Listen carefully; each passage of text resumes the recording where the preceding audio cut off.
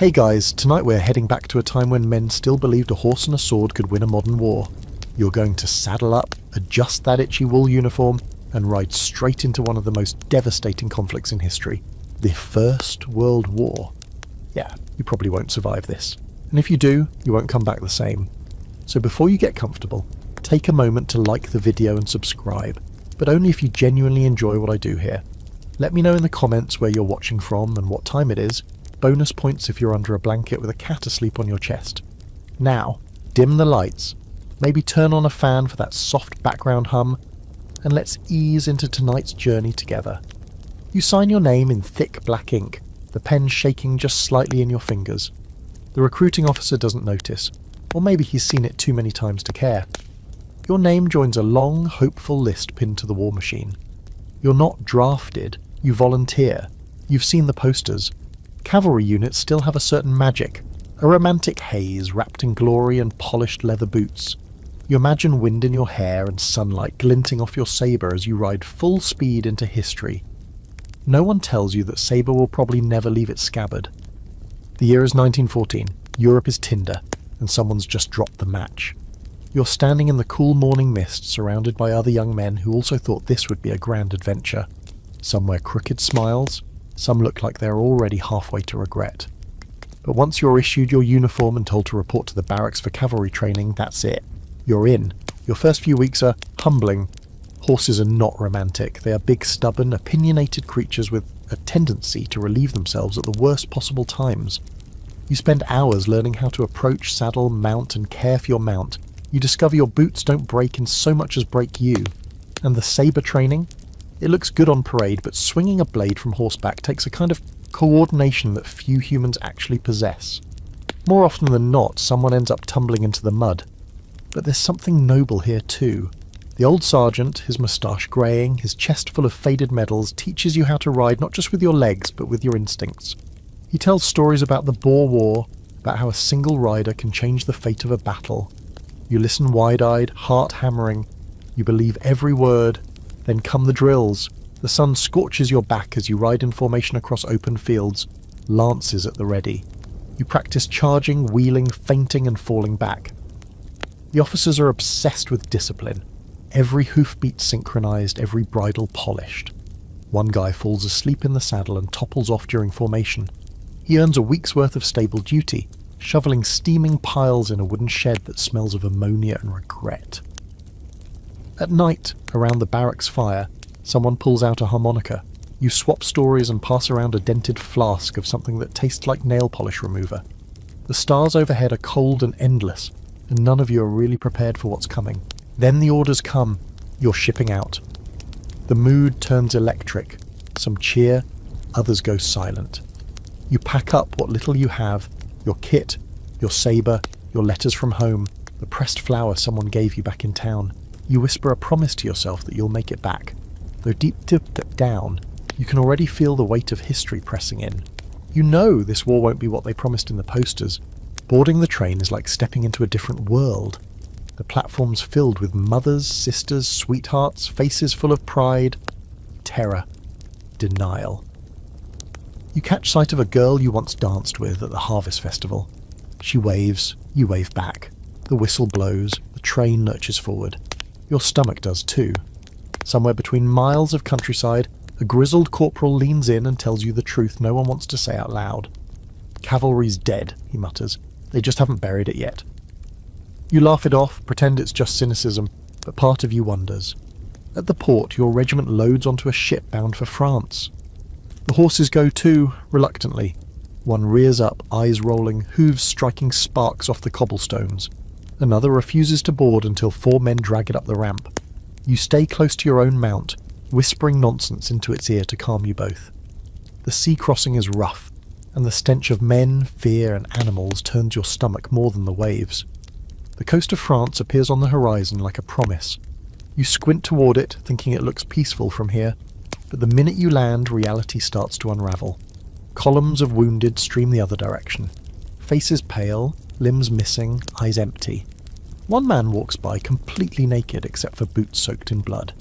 You don't ask questions, you just try not to meet their eyes. You ride inland with your unit, nerves shot, the clatter of hooves and jingling gear the only rhythm holding you together. The roads are lined with trees, leaves fluttering like nothing's wrong, but every mile forward smells more like smoke, mud, and something you can't quite name, something metallic and wrong. By the time you reach the staging area, you've stopped imagining glory, you just want to survive. The officers say you'll be riding out soon, real action. Everyone pretends to be excited. You check your gear, you check your horse, you try to sleep, you fail. And somewhere in the darkness, in the back of your mind, you hear that corporal's voice again. Cavalry's dead. Morning drills begin before the sun has the decency to rise. The air bites at your face as you tighten your saddle straps with fingers gone stiff from cold and nerves. Around you other riders are fumbling through the same routine, steam rising from the horses' flanks like smoke from a battlefield you haven't yet reached. This is what you signed up for, isn't it? The cavalry, men on horseback, swift and noble, storming into battle like the knights of old. But the romance of it is already fading, a dream dissolving in the damp grey of French morning. Still, there's something hypnotic about the rhythm of cavalry life. Days are packed with drills, charge formations, close-quarter saber combat, dismounting under fire. You learn to fire your rifle from horseback, not as easy as the pamphlets make it look. The instructors bark commands with clipped efficiency, their tone always just on the edge of panic, like they're trying to outrun what they know is coming. These men have seen things, you can tell by the way they stare too long at empty fields, but behind all the shouting and sweat, there's a code, a strange mix of tradition, pride and stubborn denial. The cavalry has always seen itself as separate from the rest of the military. You're not just infantry on horseback, you're cavalry. That still means something, even now, even here. You sit straighter in the saddle, you polish your spurs, you learn the unwritten rules. Never turn your back on your mount, never let your saber dull, never show fear in front of the foot soldiers, they already think you're obsolete. The officers cling to the old ways with a grip that borders on delusion. Every morning begins with a formal inspection. Uniforms crisp, boots gleaming, horses brushed to a shine. One poor lad shows up with a fleck of dried mud on his bridle and earns himself latrine duty for a week. The message is clear. Appearances still matter, even if you're about to be shelled into oblivion.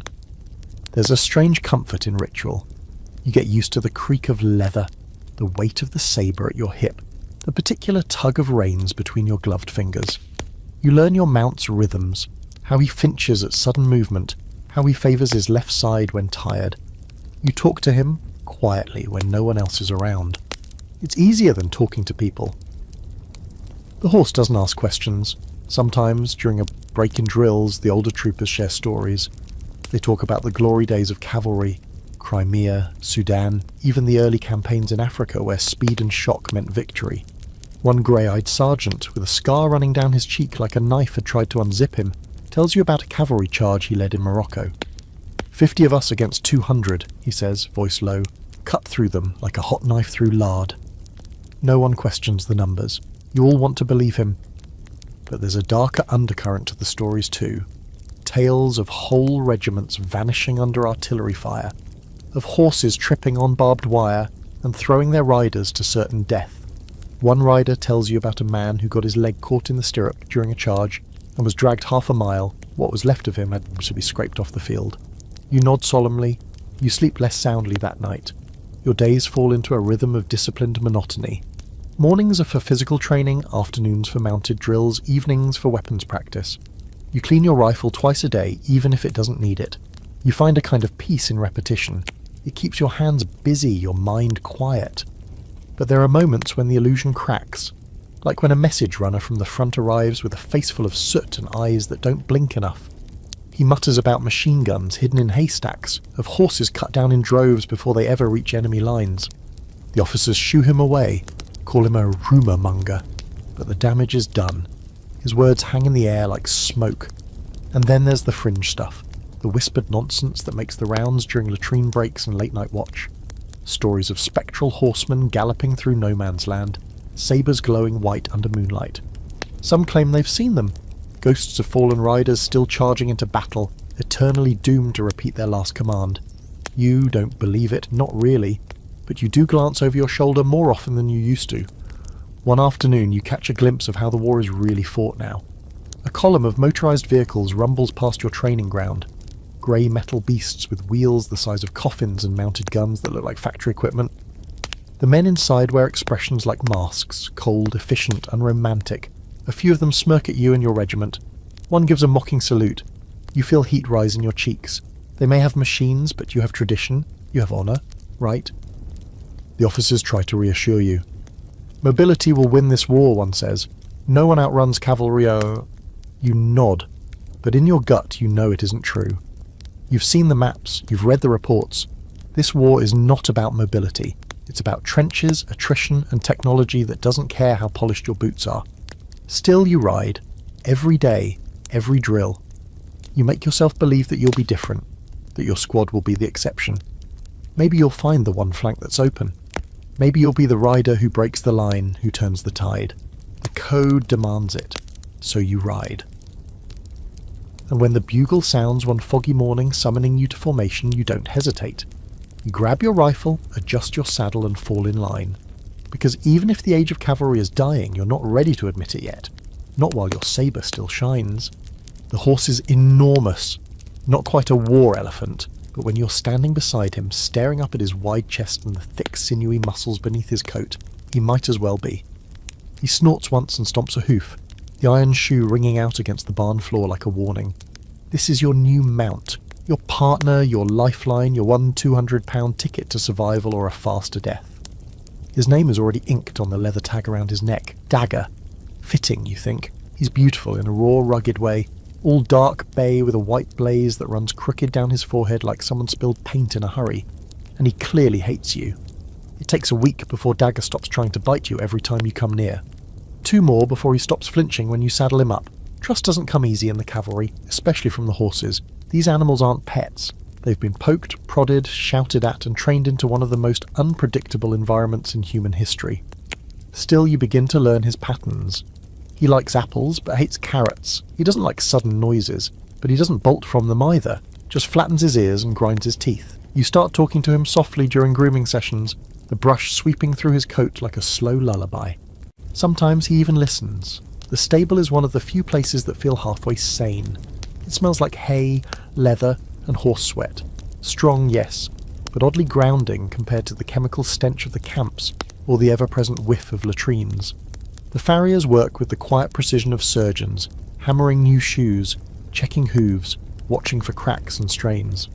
You overhear one grizzled veteran mutter that a horse's legs are as fragile as matchsticks and more valuable than most men's. Not exactly reassuring. At feeding time it becomes clear that horses eat better than the soldiers. While your stew has mystery meat and exactly 1 potato chunk per serving, Dagger gets a mix of oats, alfalfa and hay that smells good enough to consider stealing. Some soldiers do try, until they get caught and are forced to polish every bridle in the stables. You don't make that mistake. Instead, you start sneaking Dagger scraps of bread from your own rations. It's a trade. You keep him fed and he doesn't throw you during drills. At least not often. You're not the only one forming a bond. Across the rows of stalls there's an odd little soldier named Barnett, who talks to his horse like it's a pen pal. He reads her letters, sings songs, even tries to teach her to nod yes and no. It sounds ridiculous until she actually starts responding. Not perfectly, but enough to make you wonder if maybe, just maybe, these horses understand more than they let on. One night during stable duty, a storm rolls in. Hard rain, cold wind, flashes of lightning that turn the world inside out every few seconds. The horses lose it. Screaming, bucking, stamping like they know what's coming before the humans do. You're in Dagger's stall, trying to calm him down as thunder rattles the beams overhead. You press your forehead to his neck and feel the tremors running through him like a taut wire. He doesn't bite, doesn't rear, just stands there, breathing fast and shallow. You stand with him for an hour, soaked through, shivering, but in that moment you stop being strangers. Out on the field you start to ride better. He starts to respond to your cues without force. A slight lean, a whispered command, and he moves, not always gracefully, but with purpose. The saber drills feel different when you're connected to your mount. The blade swings easier. You can feel the rhythm of his gallop through your boots, like a second heartbeat. You stop feeling like two beings strapped together and start feeling like one. The trainers push you harder now. You're not just learning to fight on horseback, you're learning to think on horseback. How to control panic when gunfire cracks through the air. how to position your mount to protect his flank during a charge, how to dismount in seconds and remount while under fire. You drill over and over until the muscle memory kicks in, even as your legs burn and your back screams. Still, there's an edge of madness to it all. The enemy has tanks, they have machine guns, they have artillery that can shell a whole cavalry unit before it's even within striking distance. But you keep training for a kind of battle that's mostly extinct. It's like preparing to joust a steam engine, and yet nobody calls it off.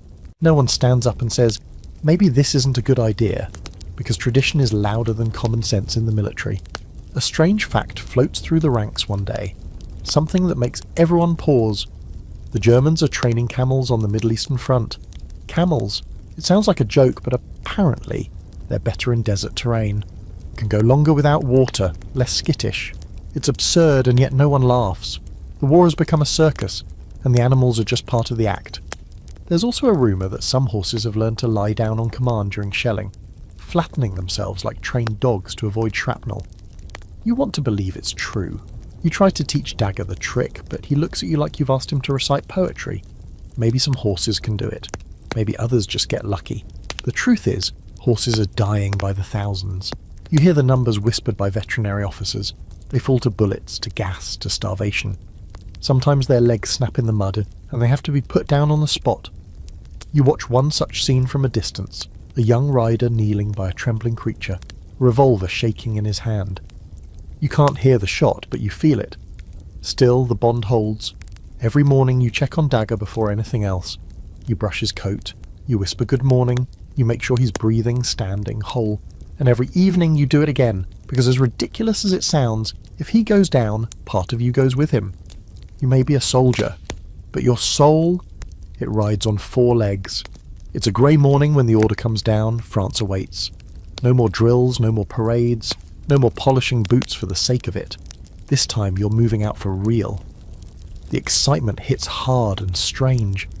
It bubbles in your gut, not like joy, but more like a fever. Some of the men cheer. Some go quiet. One guy throws up in his helmet and pretends it's just bad stew. You pack your gear in silence, cinch your saddle straps tighter than usual, and give Dagger an extra pat between the ears. He snorts and shakes his head like even he knows this is going to suck. The regiment moves out in formation, a long column of men and horses stretching down the road like a living spine. Dust rises behind you as hooves clatter over cobblestones, and villagers come out to wave goodbye. Children shouting, women blowing kisses, old men saluting with hands that shake. You catch the eye of a girl leaning out of a second-story window. She holds up a flower, a red poppy, and you nod. You want to believe you'll be back to Darmstadt soon, maybe riding down this same road in triumph. Deep down, though, you already know it won't be like that. The first leg is by rail. Horses, men, gear, all packed into boxcars that smell like hay, oil, and unwashed fear. You squeeze in next to Dagger, who barely fits.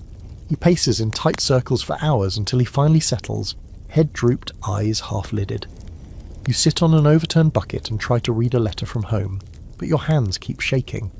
Every few minutes someone breaks the silence with a cough, a snore, or a nervous fart that sets off a round of curses.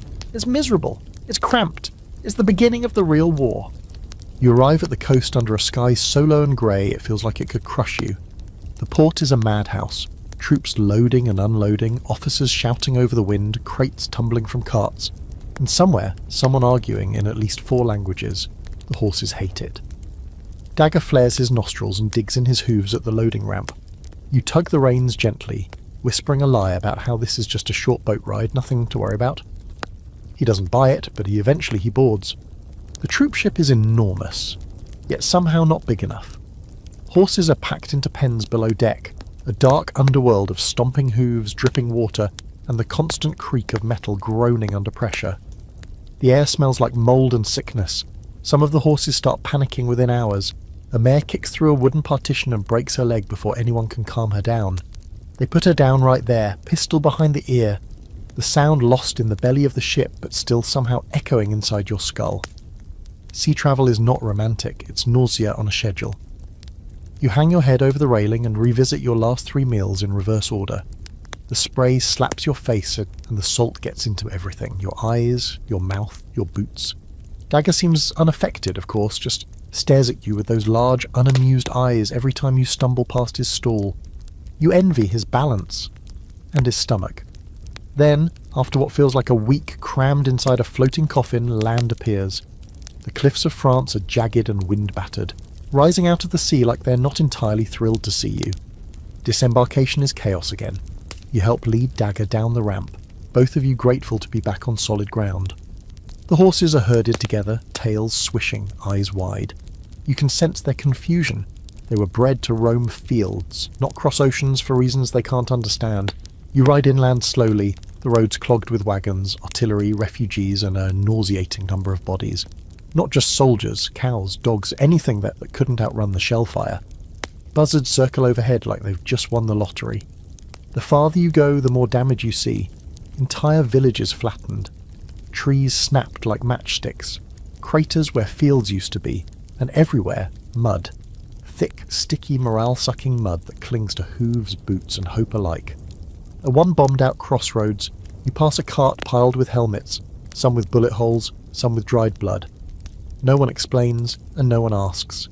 You just keep riding, keeping your eyes forward, pretending the stink of decay is just your imagination. Dagger stumbles once in a muddy rut, and your heart jumps into your throat. You dismount, walk him for a while, check his legs for strain. He's fine, but you're not. The camp is set up in a forest that no longer feels alive. The trees are there, sure, but half of them are blackened, and the other half look like they want to leave. Tents are pitched in sloppy rows, the ground too soft to hold a decent stake. You tie Dagger to a post and rub him down, your hands shaking harder than they did on the boat. He leans into your touch for a moment, then swats you in the face with his tail. You laugh, actual honest laughter, and realise it's the first time in days you've remembered what your own voice sounds like. That night, the officers gather you all for a briefing. Maps are unrolled, terrain described, objectives given. You're part of a forward support unit now. No frontal charges just yet, thank God. Instead, you'll be doing recon, message relays, and if needed, fast response flanking. It sounds useful, it sounds survivable. You cling to that.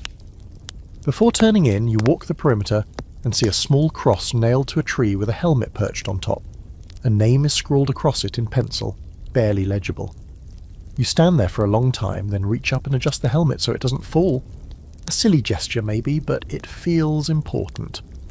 You return to Dagger's side, lay your bedroll nearby, and close your eyes. You dream of roads that go in circles, of horses that speak in riddles, of home. When you wake up to the sound of distant gunfire, you're not surprised, just cold. The war has arrived, and now you're inside it. You hear the first shell before you see it, an unnatural whistle, high and thin, slicing through the morning air like it's trying to tell a secret too fast. You're mid-conversation with a private from another regiment, some light banter about who smells worse, horse or rider, when the whistle ends in a violent crack that sucks all the air from your lungs. Dirt, smoke, and pieces of the world erupt about 50 yards ahead. The ground lifts, a tree disintegrates. Every horse in camp screams at once, an ungodly chorus that sends chills down your spine. Dagger rears, and you instinctively grab his reins, yanking hard to keep him from bolting.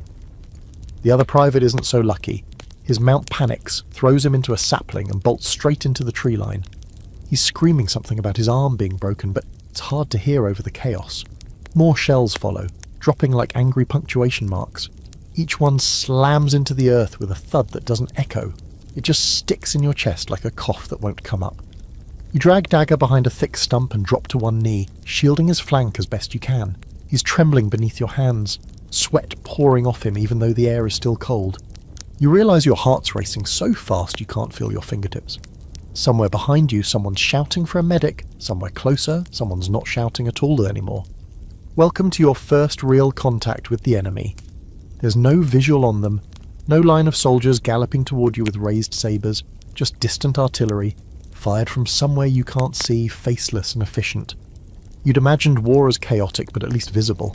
Banners, enemies, a clear line between you and them. Instead, it's just this. Noise, confusion, and the horrible realization that the world can explode beneath you without warning. When the barrage ends, it's like a switch flips. The birds return first, chirping like nothing happened. Then the groans begin. You help carry a man whose leg is bent the wrong way. His eyes are wide and glassy, locked somewhere far away. A medic shouts at you to hold pressure on a neck wound, but your hands won't stop shaking. There's blood on your trousers now, you don't know whose. After that, everything changes. The officers speak faster, the drills get sharper. The smiles, what few there were, disappear completely. You don't bother unpacking fully anymore. The idea of settling in somewhere feels almost disrespectful. You're posted further up the line now, closer to the trenches.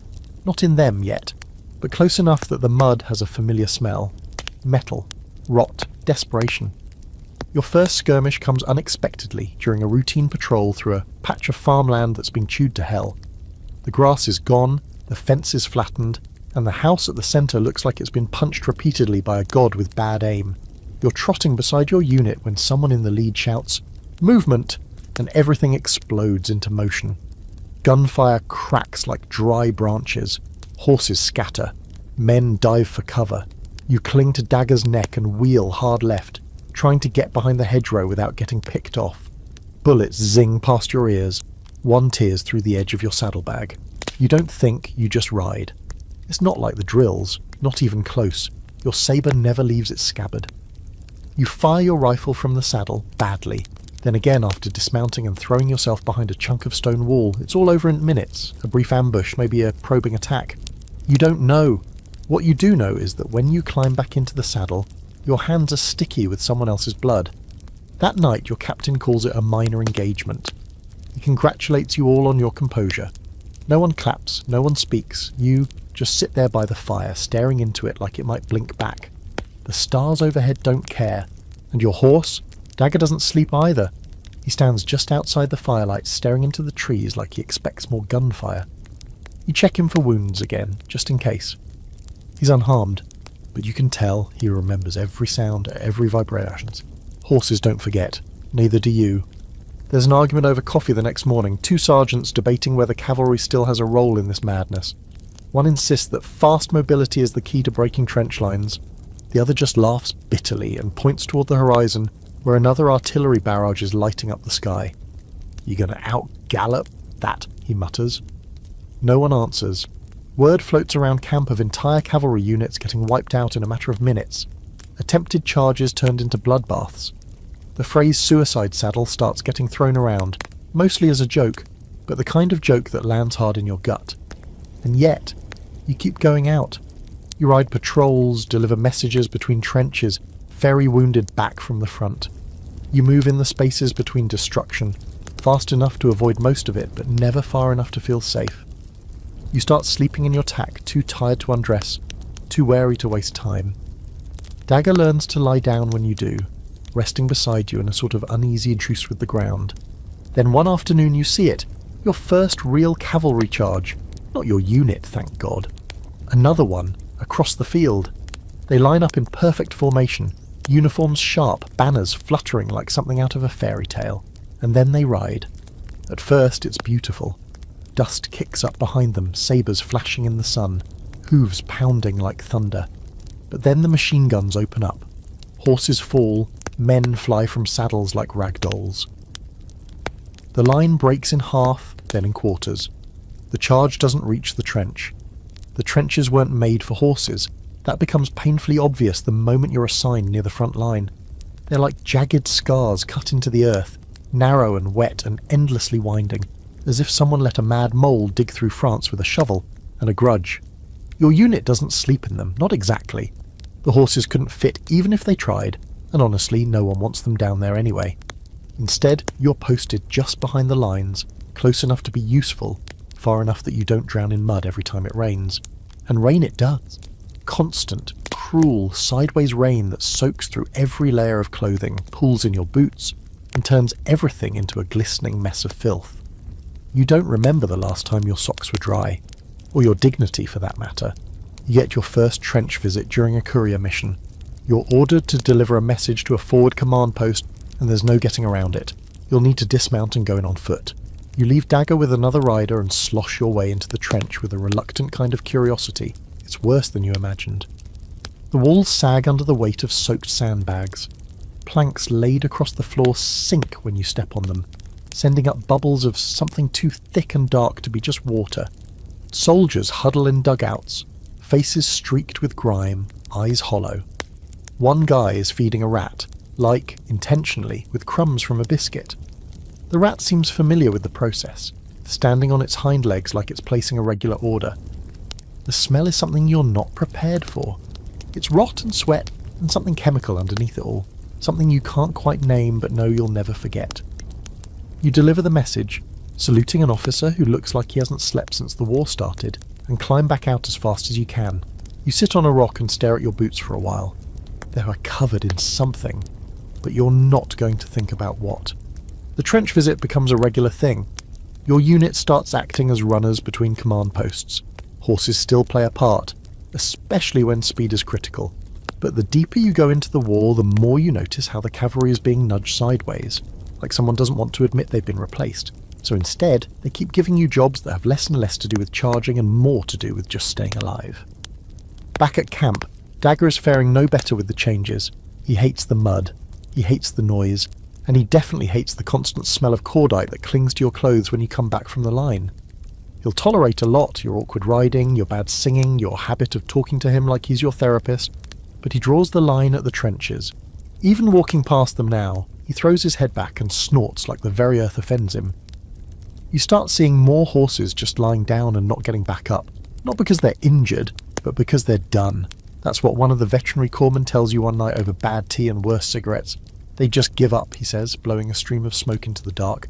You can fix a leg, you can't fix a spirit.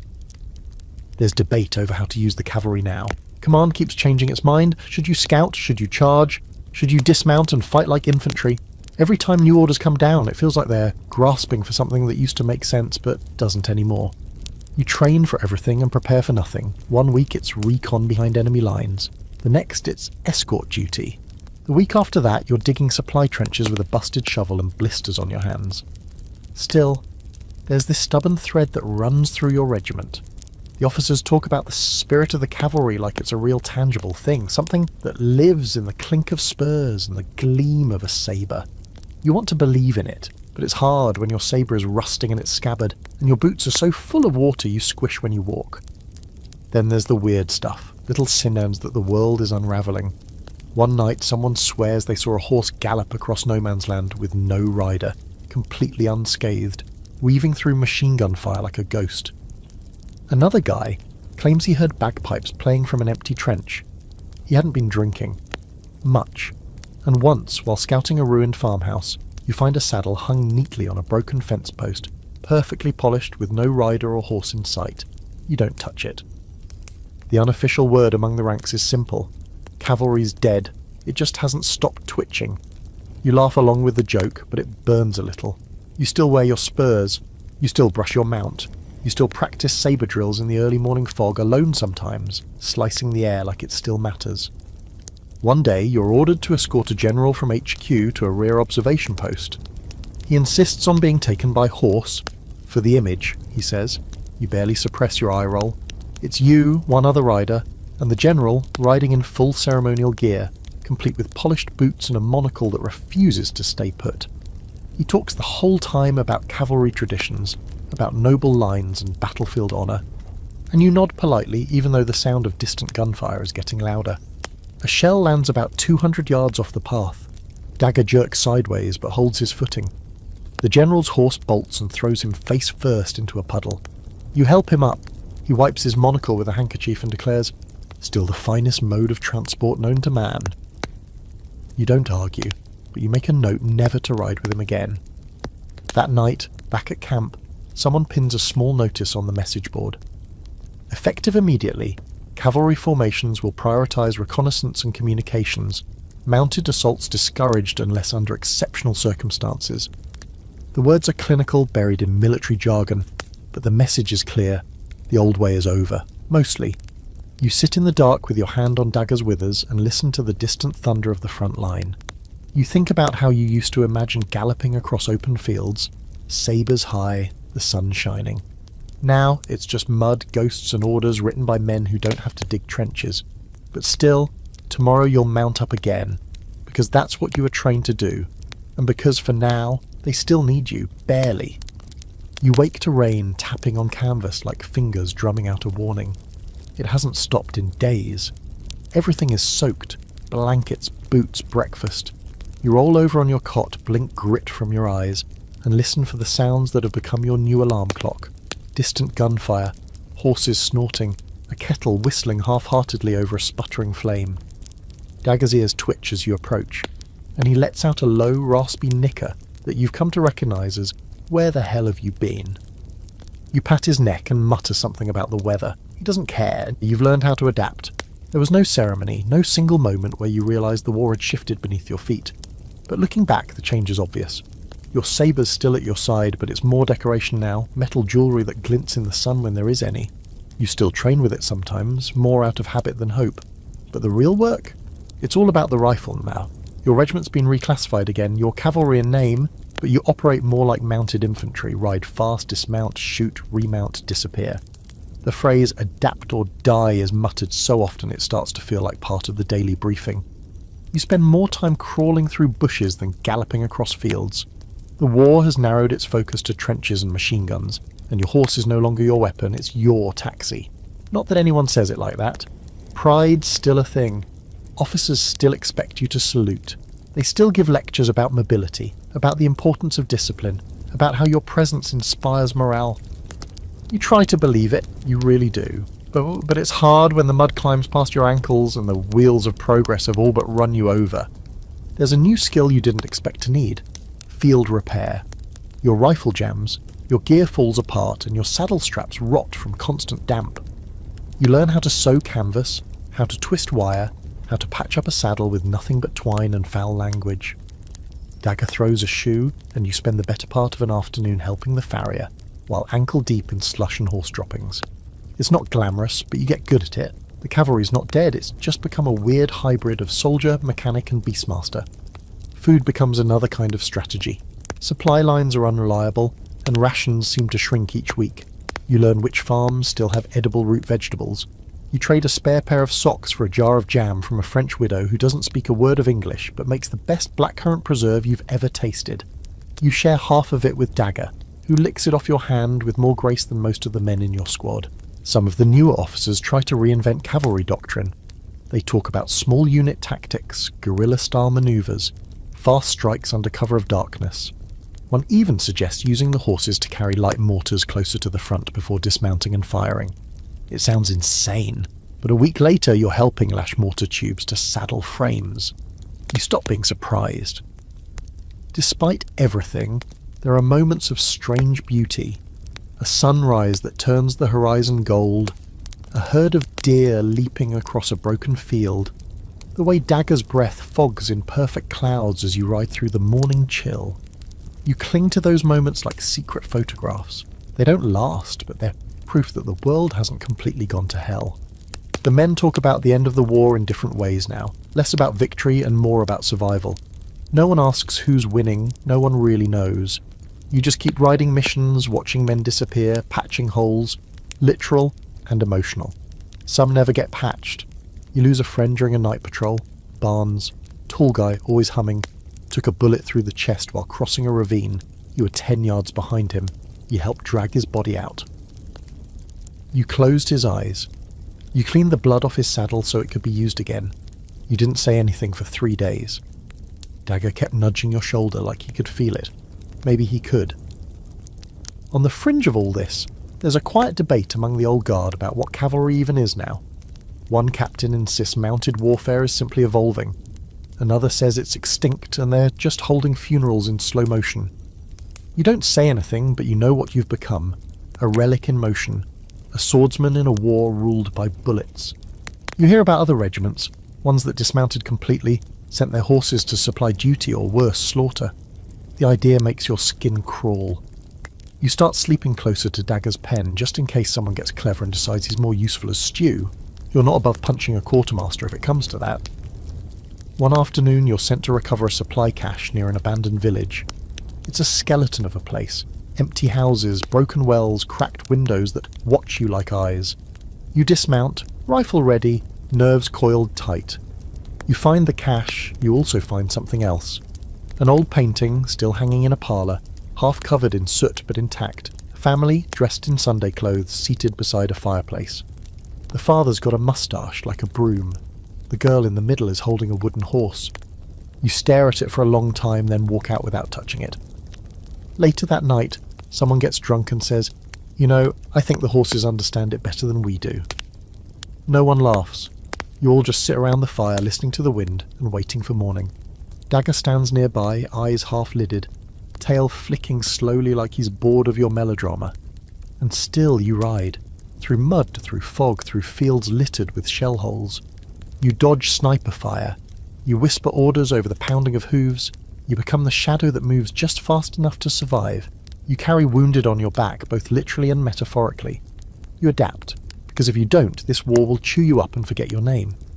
You don't realise you've been selected for the mission until your name is read out loud at morning assembly, right between Dawson and Hill.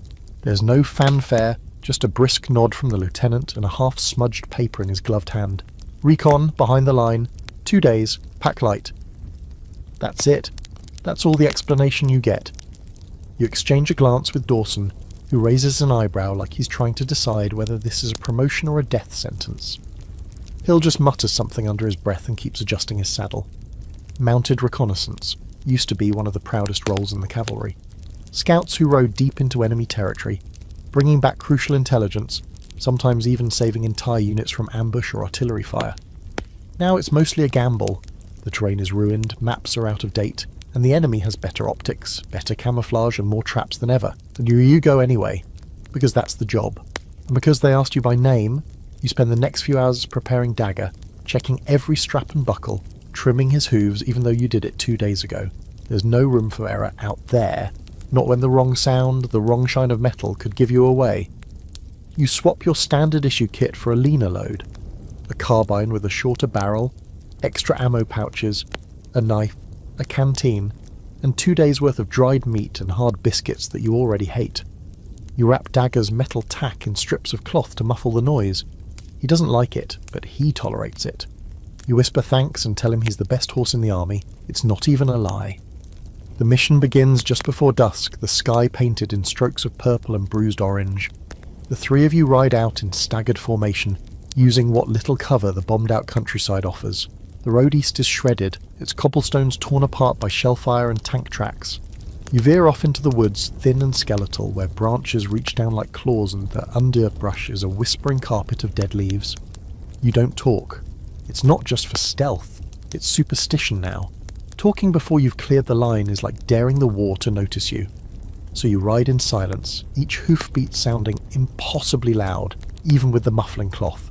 Dagger's ears flick back and forth, alert to every rustle, every distant crack.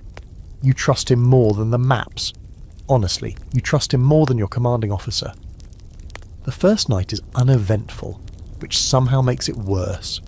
Your nerves stay stretched like wire. Every breeze sounds like a footstep. Every twig snap is a rifle bolt being drawn. You camp in a shallow depression behind a crumbling stone wall. No fire, no talking. You take turns sleeping in 90-minute shifts, rifles across your chests, horses tied loosely nearby so they don't bolt if something spooks them. When it's your turn to watch, you sit in the dark and listen to Dagger breathe. It's the only sound that keeps you from unravelling. At dawn, the mist rolls in heavy, clinging to your skin and painting the world in grey watercolour. You push forward through a shattered orchard, the trees blackened and skeletal. There are apples still hanging on a few branches, miraculously untouched. You pluck one, bite into it, and immediately regret it. Mushy, sour, but it's the first fruit you've had in weeks, and that counts for something. By mid-morning you spot movement through the trees, a pair of enemy supply wagons lumbering along a narrow road. You drop low in the saddle and signal the others to halt. Hill pulls out binoculars and confirms it. German transport, lightly guarded, probably bringing ammunition or rations to a forward trench. You sketch the position on your map, mark the direction, and quietly retreat before they get too close. No confrontation, that's the rule. Your eyes, not guns this time. The map you carry, supposedly accurate to the wheat, is already a joke. Trenches are dug where none should be. Roads have vanished or been replaced by impassable mud. You're forced to backtrack twice and even cross a shallow river that nearly drowns one of the horses. Dagger handles it like a champ, though you both come out of it soaked and shivering. You rub him down with a towel that smells like mildew and gratitude. Towards sunset, things get dicey. Dawson hears something, bootsteps, close, and you all freeze behind a ridge, holding your breath. A German patrol passes not 30 feet from your hiding spot, helmets low, rifles at the ready. One of them coughs, another laughs. You tighten your grip on your carbine and think about how quickly this could turn into a running gunfight. But they don't see you. They move on. You wait 5 full minutes before moving again just to be sure. That night, you camp in the shell of a farmhouse. The roof's gone, and one wall has collapsed entirely, but there's a dry corner where you can bed down.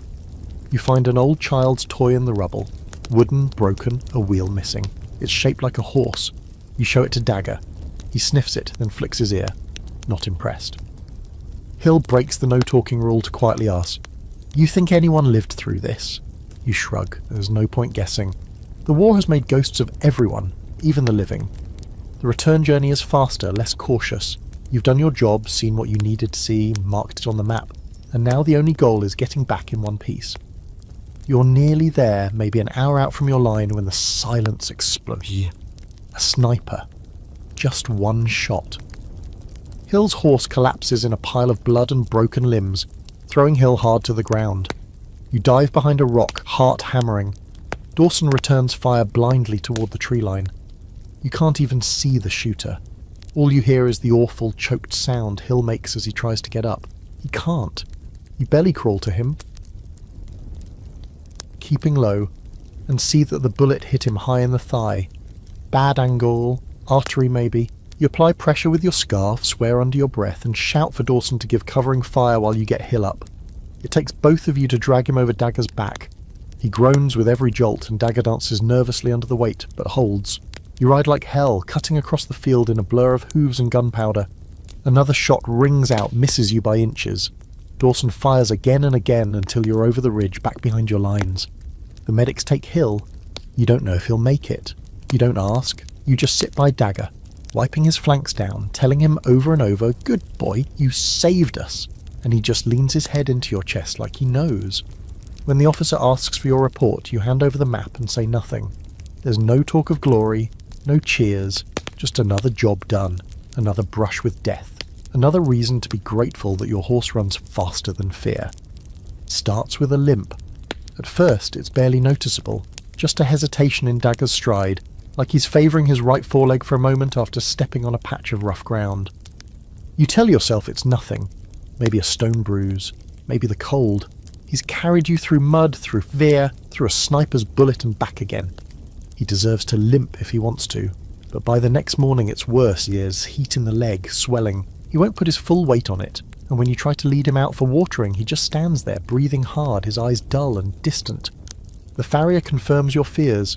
Strain, maybe a sprain. Could be worse, but it's hard to say with the mud and the way we're working them. He squats by the leg, fingers tracing tendons like reading braille. He needs rest. Real rest. Not 2 hours off between hauling recon and dodging shrapnel. You nod, jaw clenched. You know what rest means out here. 3 days if you're lucky, a bullet if you're not. You shift assignments to light duty for a few days. Camp guard, message running from HQ to the field hospitals, anything that lets Dagger stay off rough terrain. He still insists on moving, stubborn even when it hurts. You catch him trying to rise before dawn, muscle memory pulling him toward the saddle. You scold him gently, rubbing his neck. Easy boy, you don't have to prove anything. Horses are dying every day, not from bullets or shells, those are almost mercies now, but from exhaustion, disease, malnutrition. You pass the quartermaster pen on your way to chow one morning and see a line of mounts too weak to stand. One is lying flat, foam crusting around its mouth. A young soldier stands nearby, biting his lip until it bleeds, revolver shaking in his grip. A mercy shot. That's what they call it. You hope he doesn't miss. Dagger is one of the lucky ones, if that word bet still has any meaning. The vet straps his leg and gives him something to dull the pain. He's a fighter, the man says. Some of them just shut down, but not him. You nod, unable to speak, because you know if he shuts down, you'll break apart too. For a while you're grounded.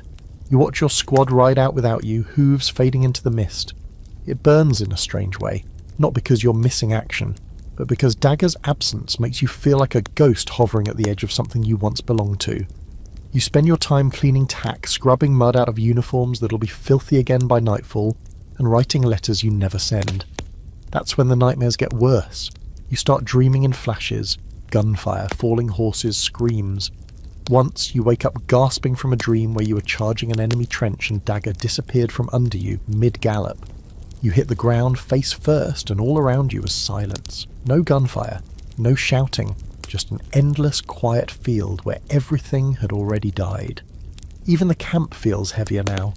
Rumours float like smoke, whole cavalry brigades being dissolved, horses being requisitioned for labour or worse. You hear about a Polish unit that lost 70% of its mounts in a single day due to gas exposure. They didn't even see combat, just marched through the wrong valley at the wrong time. The details don't matter.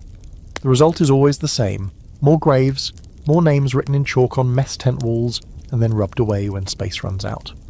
You start checking Dagger's leg twice a day, then 3 times. He bears the inspections with stoic patience, only occasionally flicking his ears in irritation. Slowly, painfully, he starts putting weight on it again. The swelling fades. His steps grow firmer. The light returns to his eyes little by little. You catch him nudging at your pocket one morning, looking for the sugar cube you've been rationing for him. You give it to him with a flourish, bowing like a stage magician. For the miracle recovery, you say. He chomps it with zero appreciation for the theatrics. One morning, while you're tightening his girth, your commanding officer approaches. He doesn't even glance at you, just nods at Dagger and says, "He's back in rotation. We've got a priority dispatch. Need speed." You try to argue, say the leg's not fully healed, say you'll take another mount. He doesn't listen, just hands you the sealed envelope and walks off. You mount up, your heart beating somewhere deep in your throat. Dagger feels solid beneath you, but you're still watching every step. The ride is fast, 30 kilometres of battered countryside, winding roads, broken bridges, and field checkpoints where sentries barely look up as you pass. You push him harder than you want to. Every hoofbeat is a mix of fear and prayer. But he runs like he's got something to prove, like he knows. When you reach the forward post, your legs are jelly and your hands are numb. The officer you hand the dispatch to looks barely older than 16, with acne blooming across his cheeks and a jaw that quivers when he tries to thank you. You nod, barely hearing the words, and turn back toward camp. The ride home is slower.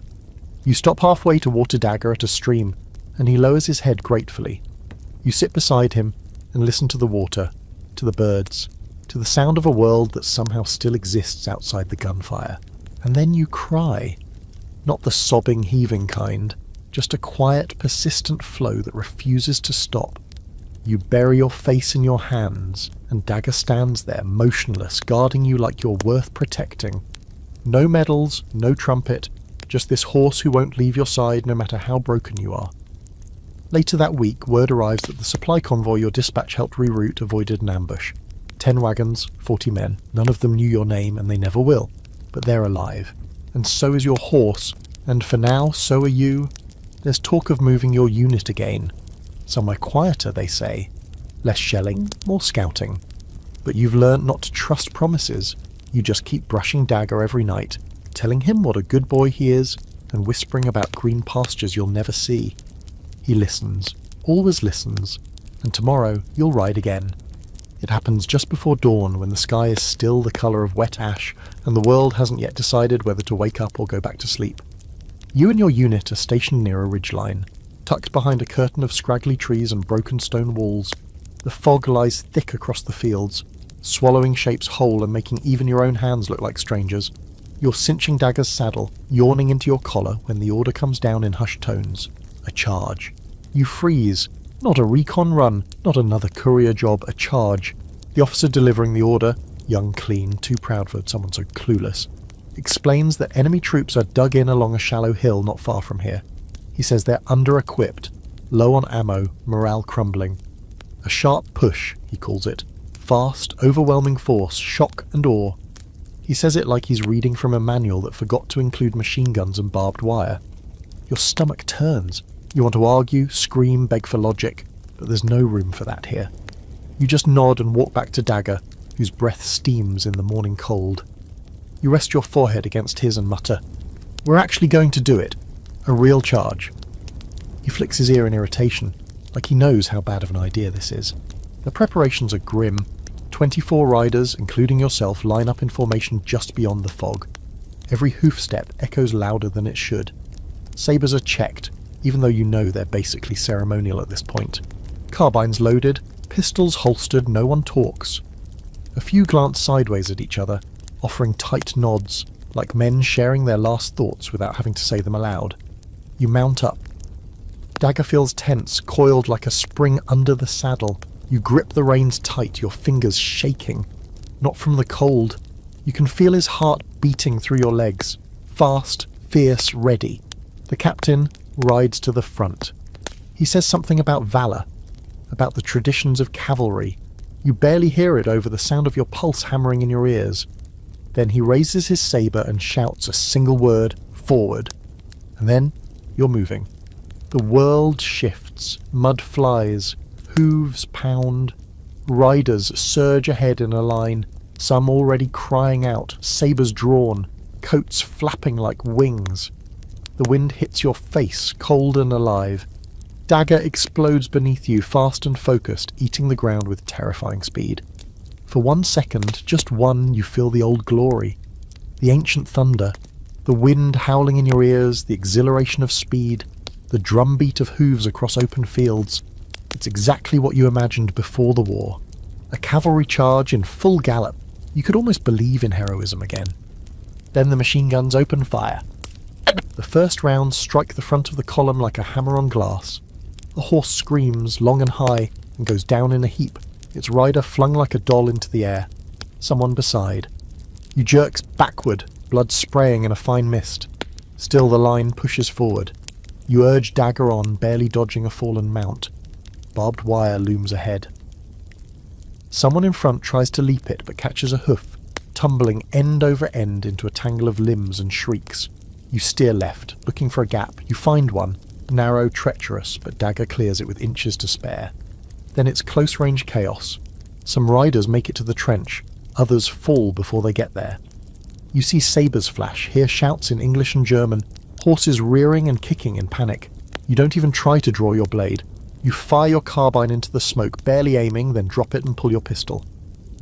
The trench looms, lined with shocked enemy soldiers, some scrambling for rifles, others frozen in disbelief. You fire twice, empty the revolver, and realize you're screaming. Not words, just noise. Pure noise. Dagger turns on command, hooves skidding in the mud. You make it back over the wire, dodging bodies and craters. Your heart in your throat. The air is thick with smoke and blood. You don't look behind you, you just ride. When you finally reach cover again, only a fraction of your unit returns with you. Riders limp in, bleeding, shell-shocked, their horses lathered and shaking. The captain is gone, so are Dawson, Leland, and half the boys you shared breakfast with just hours ago. You slide off Dagger and collapse beside him, your legs refusing to hold you up. He stands there panting, legs trembling but somehow unbroken. You wrap your arms around his neck and bury your face in his mane. He smells like sweat and gunpowder and the faintest trace of your sugar ration. He didn't flinch, not once. He carried you through hell again. There's no speech, no ceremony. The survivors sit in silence, some patching wounds, others just staring at the ground. A medic stitches a rider's shoulder while another tries to dig a shallow grave with a helmet. Someone plays a harmonica, terribly, but no one tells them to stop. The reports call it a partial success. You reached the trench. You disrupted the enemy's supply line. No mention of how many died to do it. No mention of the horses. That night, while tending to Dagger's cuts, you hear an officer laugh in the next tent and say, "It almost worked." You walk away before you punch someone. The next day you ride again. Not into a charge, just another dispatch to HQ. But every step Dagger takes reminds you of the thunder of that field, the gunfire, the bodies, the wire. The ghosts you left behind. They say cavalry is dead. Maybe they're right. Maybe that charge was its last breath. But you were there. You rode through it. And as long as Dagger walks beside you, you carry it with you. The sound, the blood, the fury, and that one impossible second where, for the first time in a long time, you believed. There's a sound horses make when they're dying, high, desperate, raw. You hear it before you see anything, a shriek rising over the thunder of artillery like the final cry of something ancient. It slices through your chest in a way bullets never could. The battlefield is loud already. Too loud to think, too loud to pray, but that sound cuts through it all. You'd rather not know what makes that sound, but you do now. You'll never forget it. The world around you is chaos. The smoke is thick enough to chew, the ground so churned up that it doesn't resemble ground anymore. It's more like the open wound of the earth, wet, steaming, foul. You're not even sure what day it is, only that you're supposed to be helping evacuate the wounded from a forward trench that barely qualifies as one anymore. It's more of a ditch with aspirations. Dagger moves carefully now. He steps around craters, over bodies, through mud that tries to suck the boots off your feet. He's become an expert in caution, his head low, his flanks slick with sweat and grime. You whisper directions into his ear, not because he needs them, he's smarter than most of the men out here, but because it calms you, keeps you tethered to something alive. You're riding with 2 other cavalrymen. You each have makeshift stretchers strapped behind your saddles, cobbled together from spare canvas and wood. The idea is simple. Load the wounded, get them back to the field hospital, then return, like you're a delivery service for the broken. Simple in theory. In practice, it's a slog through hell.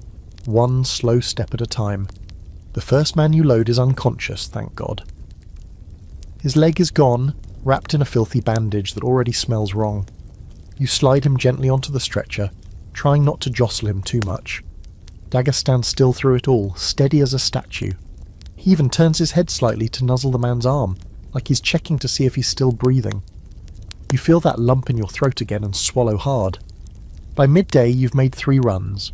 You're numb to most of it now, bodies groaning, men begging, the colour of blood on wool. You stop reacting to the smell, you stop looking anyone in the eye. You focus on the next step, the next patient, the next 10 yards of mud, 1 foot in front of the other, or 4 hooves in Dagger's case. Then something goes wrong. You're halfway back to the trench when a shell lands too close, just behind you, close enough to throw you forward in the saddle. Dirt sprays into your face, something sharp slices your cheek, and Dagger bucks, a desperate, terrified leap sideways that nearly unseats you. The man on the stretcher moans weakly. You grab the reins, haul them in, whisper soothing nonsense into Dagger's ear while trying to figure out if you're bleeding or just scared. The shell didn't hit you. Not directly, but it did hit something else. You turn and see the second horse, Jameson's mount, lying on its side, legs twitching, mouth frothing. Its rider was alive, crawling away with blood streaking down one arm, but the horse isn't going anywhere. Its flank is torn open, exposing ribs, muscle, and something that might have once been a lung. It's still making that awful sound, that pleading animal scream that says, "Please end this." Jameson stumbles toward it, revolver in hand. His face is pale, jaw tight. He drops to his knees beside the horse, muttering something you can't hear. He puts the gun to its temple, closes his eyes, and fires. The scream stops, just like that. Gone. You don't speak on the way back. Jameson walks. His arm's worse than he admits, but he won't accept a stretcher. He says he owes it to the horse to walk the full distance. No one argues. Later, when the medics take the wounded man from your stretcher, you lead Dagger to the riverbank behind the field hospital and strip off his tack. You rub him down slowly, your hands trembling as you work. He's trembling too, his muscles taut, his eyes glassy and dark. You kneel in front of him and rest your forehead against his chest. He doesn't move, doesn't flinch, just stands there like he knows you need this. You start talking. You don't even realise you're doing it at first, but the words just spill out. About the mission, about Jameson's horse, about how you're scared this will be your last stretch of solid ground. You tell him you're sorry for everything, for bringing him here, for surviving when so many others didn't, for not knowing how to make any of it mean something. Dagger just breathes, slow and steady, like he's anchoring you to reality. That night, you volunteer for guard duty. You don't want to sleep. You don't want to dream about dying horses or trenches that eat the living. You just sit beside Dagger, your rifle across your lap, watching the moon rise through a break in the clouds. It's beautiful, almost offensively so, like the sky forgot what's happening on the ground. You remember something your old sergeant once said during training, "A cavalryman without his horse is just a fool with a sword." You used to think it was a joke. Now it feels like a curse. There's a new guy in camp, a replacement from somewhere up north. He's fresh-faced, too clean, still says sir without sarcasm. He asks if cavalry charges are as glorious as the newspapers say. You laugh so hard you nearly choke on your coffee. He doesn't ask again. In the days that follow, you stop seeing Dagger as just a mount. You always knew he was more than that, smarter, tougher, probably more decent than most of the people around you. But now it hits differently. You start treating him like a partner, not just brushing him or feeding him, but talking to him, asking his opinion like you might answer. Some of the other soldiers joke about it. You don't care. You know what you've been through together. And you know deep down it's not over. Because this war still has teeth. Still has bombs to drop and lives to take. And you'll keep riding, even if it's just to pull the wounded out of the fire. Because someone has to. And because you're not leaving him behind. Not ever. You made a promise after all. You don't expect it. Not here. Not now. But it happens anyway. Like most things in this war, with no warning and less logic. It starts as a letter, folded twice, edges frayed, tucked into your rations pouch by someone in the supply tent. There's no name on the envelope, just your unit number and a smudge of ink where rain or fingers wore it down. You almost throw it away. You're used to stray papers. Orders, reports, casualty lists. None of them ever bring good news. But this isn't a report, it's a letter, from her. You sit on an overturned crate behind the stables and read it by the early morning light.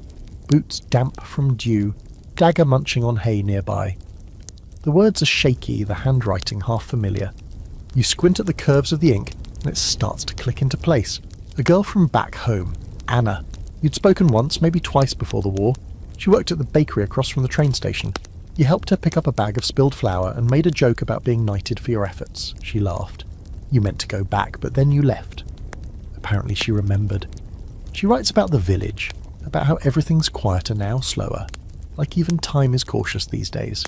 She tells you that the shop still opens every morning, even when no one buys anything, that she lights a candle every Sunday, even though she doesn't know what for anymore. And somehow through all that, she asks how you are. You read the letter twice, then a third time, then you fold it carefully and tuck it inside your jacket, next to your skin, as if that might warm you more than any fire ever could. You don't write back immediately. You don't know what to say. How do you describe what you've become? How do you explain the cold that never leaves your bones, or the way your hands shake even when you're still? You think about telling her the truth, the blood, the bodies, the way you flinch when you hear thunder, because it might not be thunder.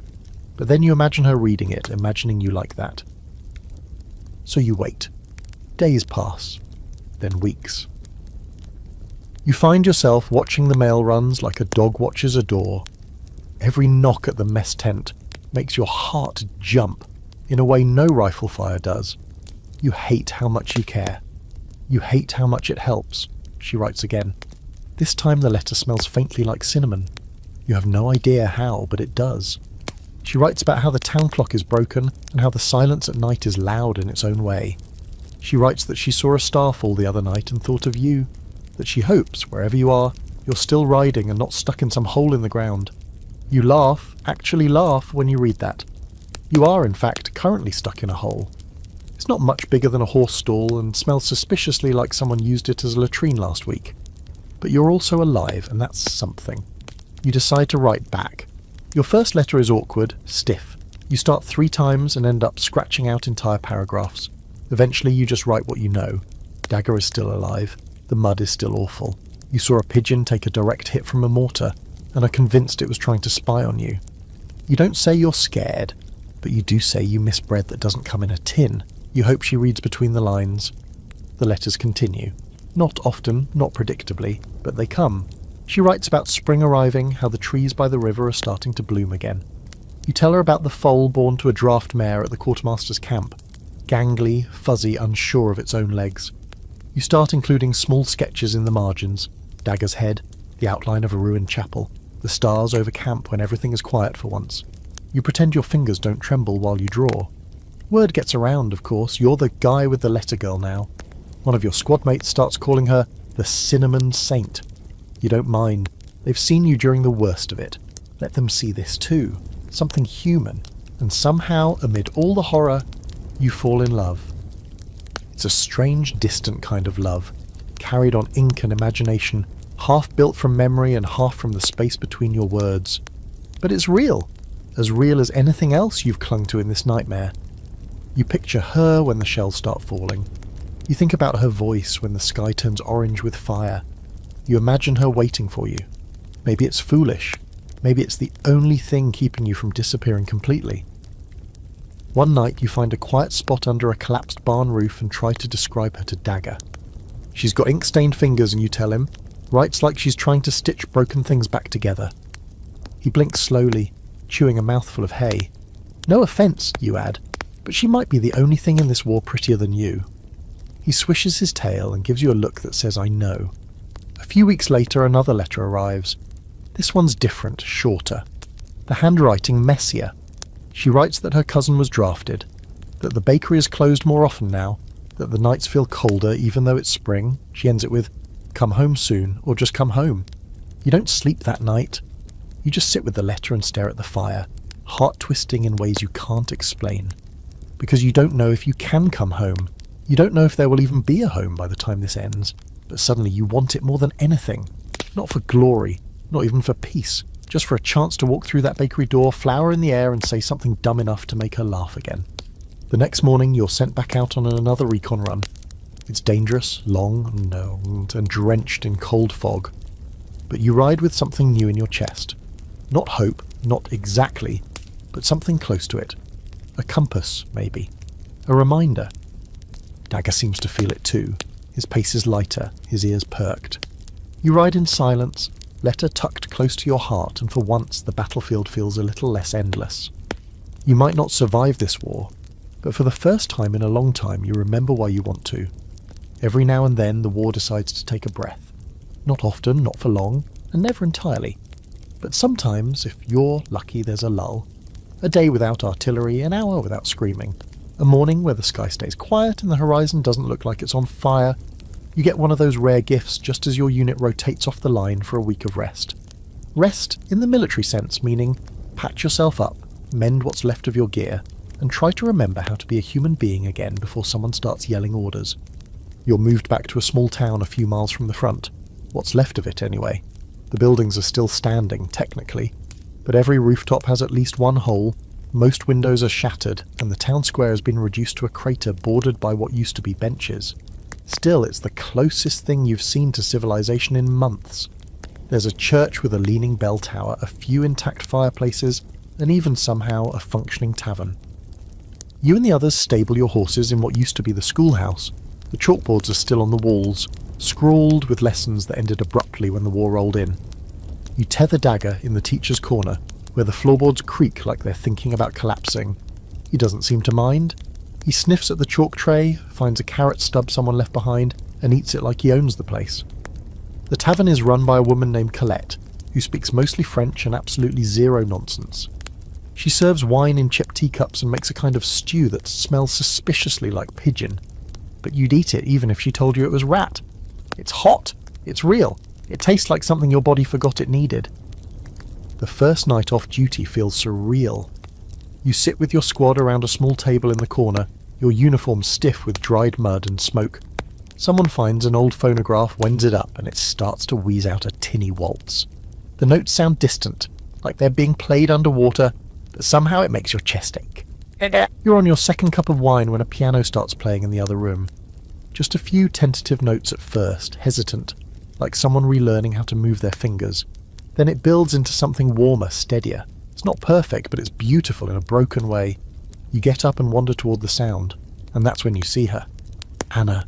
No, not really, but for one suspended second your brain convinces you it's her, until the stranger turns and smiles politely, and you realise she just has the same dark hair, the same quiet intensity in her eyes.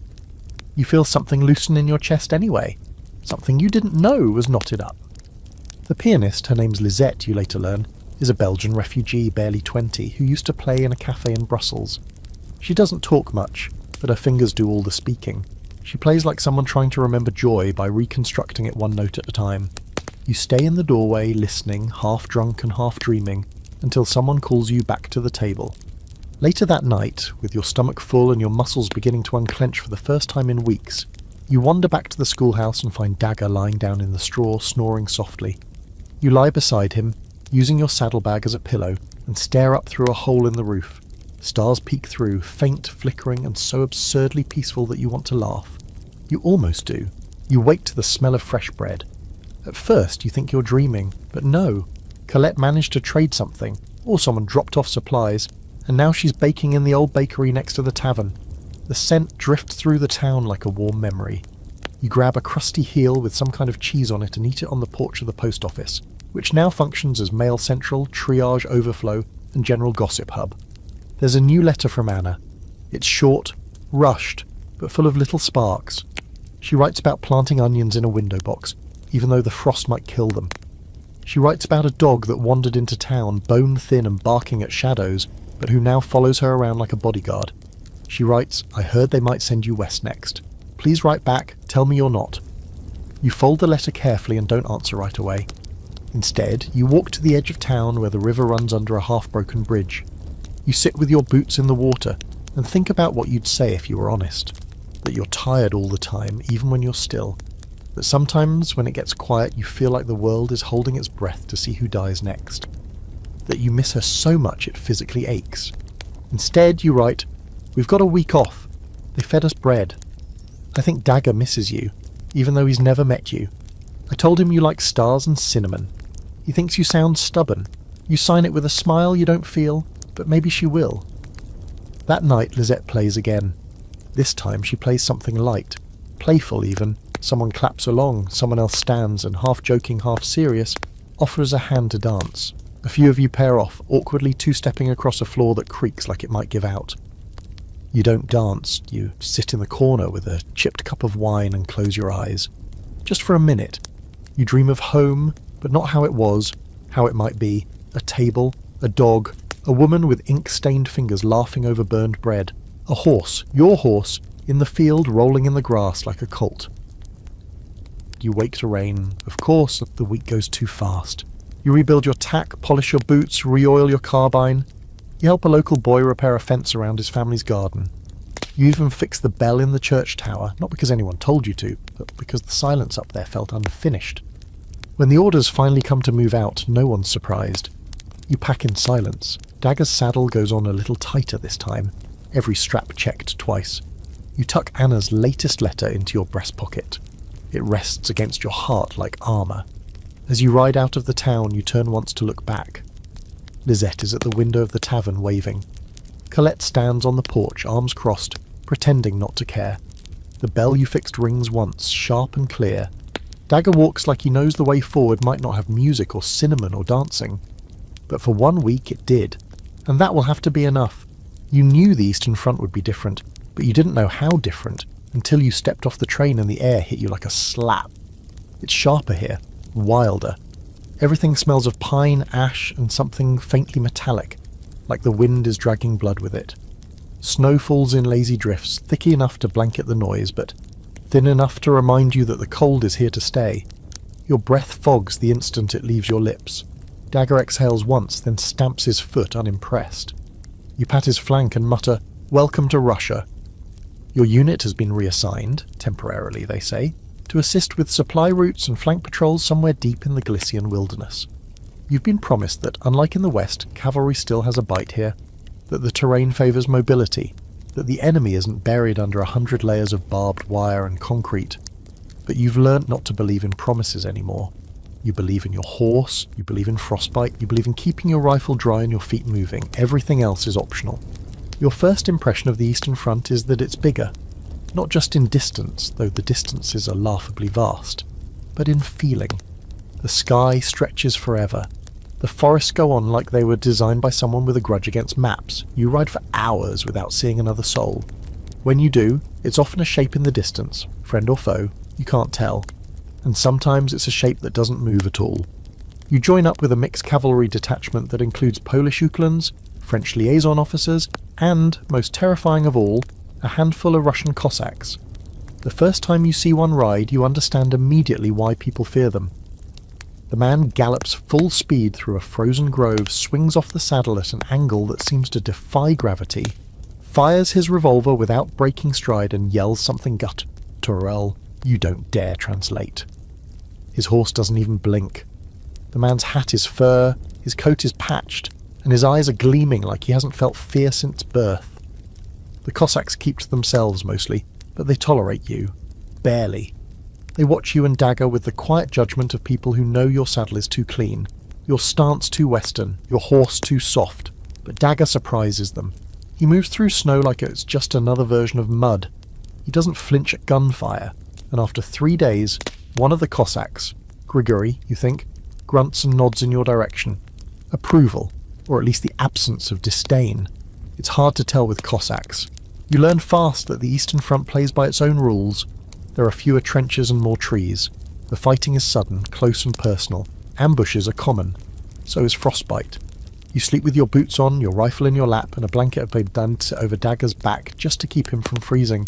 You learn to listen to the wind, to read the shifting light between trees, to spot the unnatural units that comes just before everything goes wrong. Your first engagement happens in the middle of nowhere, because everything here is the middle of nowhere. You're on a supply run with a group of Uchlans when you ride into a clearing and see the first signs: crushed snow, broken branches, fresh tracks. You're still scanning when the first shots ring out from the tree line. Men scream, horses rear. One of the French officers goes down, throat open. You don't think, you ride. You and Dagger cut through the clearing like an arrow. You fire as you go, 2 shots, maybe 3, before you wheel around a fallen log and find cover. The Cossacks respond like wolves. They flank wide, circling, disappearing into the trees and reappearing like ghosts. One of them hurls a saber into a man's chest, then vanishes again. The fight lasts only minutes, but when it's over, your breath is gone, your legs are shaking and your ears are ringing from the closeness of it all. Later, someone mutters, "They don't fight like men, they fight like beasts." You're not sure if they mean the Cossacks or the enemy, maybe both. Afterward, the snow falls again, soft, erasing everything. The blood, the footprints, the spent casings, all swallowed by white. You ride back in Sjötnäs, your hand clenched tight around Dagger's reins, trying to keep the tremble out of your voice when you whisper thanks into his ear. The camp here is less structured, more improvisational. Fires are lit wherever there's shelter from the wind. Meals are cooked in a communal pot, usually turnips and mystery meat, though no one asks for specifics. At night, the wind howls through the trees like it has unfinished business. You huddle in your coat, sip from a tin cup of vodka passed around the fire, and listen to the Cossacks tell stories. You don't understand the language, but the rhythm of it, the sharpness of their laughter, tells you everything you need to know. These men have danced with death so often they've stopped treating it like a stranger. You see things here that never made it to the Western papers. A child wandering barefoot through the trees, eyes wide and glassy, wearing a soldier's jacket that drags on the ground. A church used as an execution site, its stained glass windows now black with soot. Once you find an entire patrol frozen in place, horses still upright, eyes glassy, their riders slumped forward like they fell asleep mid-prayer. Frost did that. Not bullets, not bombs, just the cold. And yet there's still humanity. One night, a Polish trooper plays a fiddle he's carried since Warsaw, the sound fragile and sweet beneath the crackle of firewood. A Russian officer offers you half of his last cigarette. You don't speak a word in common, but you both nod. That's enough. Even Dagger seems different here. Quieter, more alert. He moves through snow with the patience of something older than war. You catch a Cossack stroking his neck one morning, murmuring something in Russian. When he sees you watching, he grunts, "Strong spirit." You nod. You know, by the end of your tour on the Eastern Front, you're exhausted in new ways. Not just physically, but spiritually. Like the land itself has pulled something from you and kept it. But you've also gained something, some harder piece of yourself forged in snow and silence. And Dagger somehow looks stronger too. When you receive orders to return west, it feels like waking from a fever dream. You pack your gear, say goodbye to men who don't hug, don't shake hands, just nod once. You mount up and Dagger turns without hesitation, heading toward a different kind of war. You ride back into the mud, the trenches, the structured chaos of the Western Front, with frost still on your coat and silence still in your ears. And though you've been fighting for years now, it feels like you're starting over. Because you've learned how small cavalry really is, how small you are, but also how fierce a horse can be, how loud a fiddle can sound in the middle of a frozen forest, and how the war never ends. It just changes accents. You feel the Cossacks before you hear them. It's like the wind shifts when they arrive. Colder, louder, wilder. They don't ride so much as consume the terrain, blurring through forests, across frozen rivers, over snowdrifts like their horses are made of fire and teeth. You've ridden with them for a few days now, and already you're questioning every assumption you ever had about horsemanship. These men don't ride for duty, they ride for the sheer thrill of it, like death's just another horse trying to keep up. You, Dagger, and the others from your detachment are guests, technically, or maybe stray dogs taken in for the season. The Cossacks don't speak much English, just enough to bark orders or curse your saddle technique, but they welcome you the only way they know how: vodka, stories shouted across the fire, and brutal honesty. If they like you, they'll fight beside you. If they don't, they'll just leave you behind. There's no middle ground. Their camp is a madman's blend of Spartan and chaotic. Tents thrown wherever there's space, horses staked loosely so they can roam, and weapons, sabers, rifles, knives the size of your forearm, laid out in the snow as if the cold might bless them. You're used to regiments where everything has a label, a rule, a time slot. Here, everything runs on instinct. It's unsettling and liberating. Grigory, the one who first nodded at Dagger weeks ago, has taken a mild interest in you. Or maybe just in Dagger. He watches you ride like he's grading a test. If you fall behind in formation, he spits on the ground. If you perform a clean turn in thick snow, he grunts once, which you've come to recognise as the Cossack version of applause. You try not to take it personally when he calls your saber a butter knife. The next day, he tosses you a curved shashka from his own saddle pack. A single-edged blade, beautifully balanced, wickedly sharp. "Try not to drop it," he says in broken English, already galloping away. You do your best not to disappoint. The missions here are nothing like the West.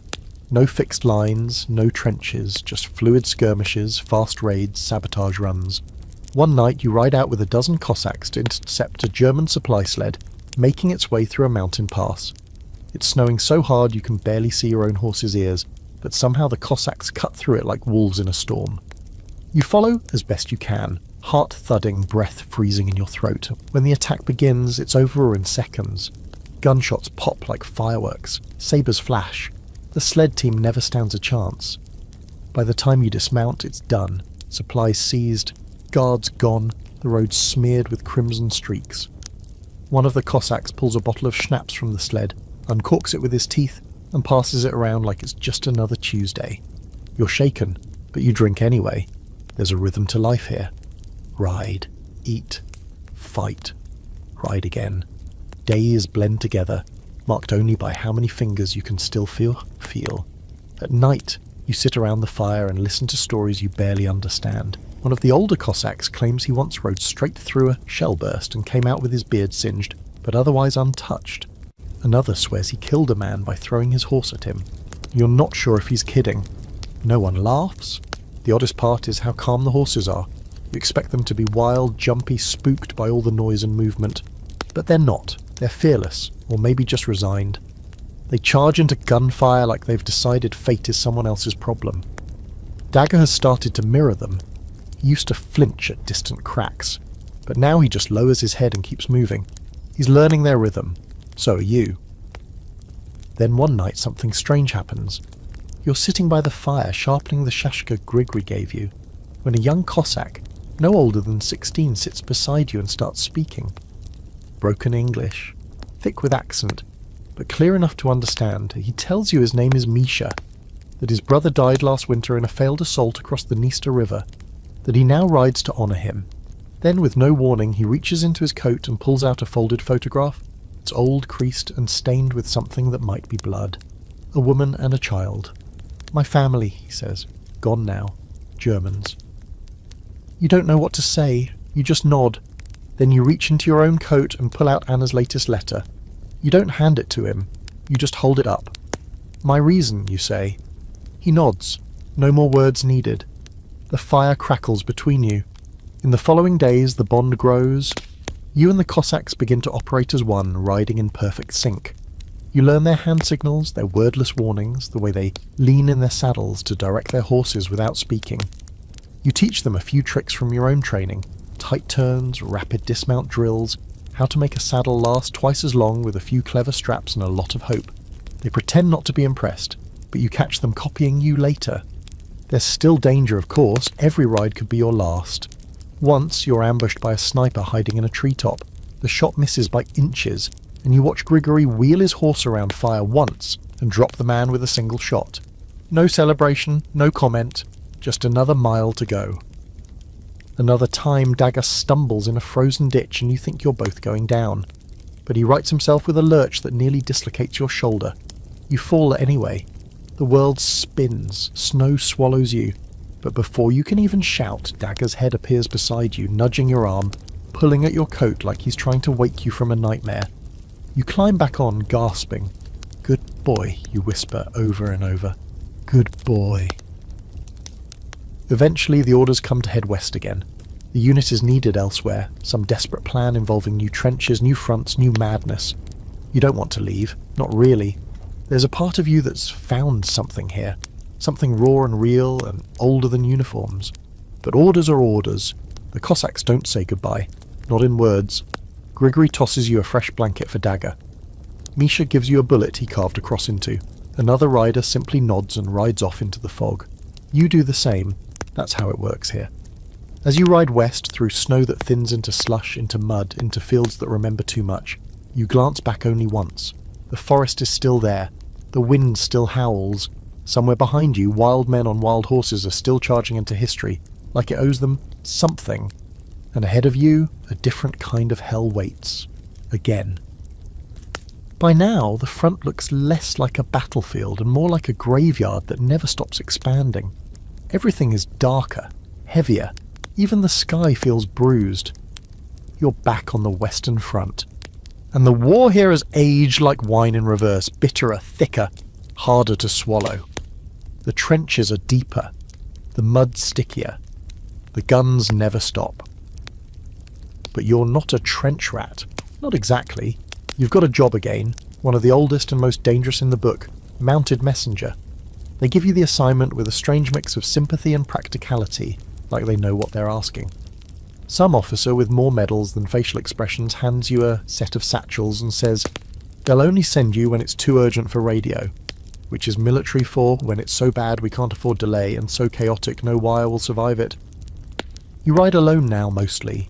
You carry orders between forward units, sometimes to command posts, sometimes from one dugout to another in terrain, too twisted for signal cables or telegraph lines. Sometimes it's a letter confirming supply lines. Sometimes it's an order for retreat. Once it's a note scribbled in pencil that simply reads, "We're out of morphine. Please hurry." It's like being a ghost on horseback. The first run is the worst. The enemy knows messengers still exist, and they hate them with the kind of passion usually reserved for traitors and rats. If they catch you, snipers, artillery, spotters, they take the shot, fast and final. So you move like smoke, hug the terrain, cut through bomb craters and broken fences, ride fette, duck low, don't think. Dagger, as always, is better at this than you are. He seems to know where to put his hooves before you even pull the reins. He can smell the cordite in the air and lean away from it before the shells land. He's not afraid of explosions anymore, just barbed wire. You share that fear. You carry your first dispatch to a platoon dug in at the edge of a smashed village. What used to be a chapel, now just a bell tower leaning over a pit. The moment you dismount, a shell lands 20 yards behind you. The concussion knocks you forward, and for a moment everything turns to static. But Dagger doesn't move. He's breathing hard, tail low, but he stands his ground while the dust settles. You run the dispatch into the trench, ducking under timber beams, your boots slipping on duckboards soaked with God knows what. The officer who takes it barely glances at you, just snaps the seal and mutters, "About damn time." No one says thank you. They don't need to. The fact that you made it is thanks enough. On the ride back, you take a new route. You have to. The path you came in on no longer exists. A shell crater now yawns where the road was, and a horse half buried in the mud marks the spot like a silent warning. You steer wide. The mud sucks at your boots. You lean forward and whisper nonsense to Dagger, words that mean nothing, but sound like protection. You make it back to camp in one piece, and someone actually claps you on the back. Lucky, they say. You don't argue. After that, it becomes routine. If you can call anything routine out here, new orders, new routes, always with that stomach-knotting uncertainty.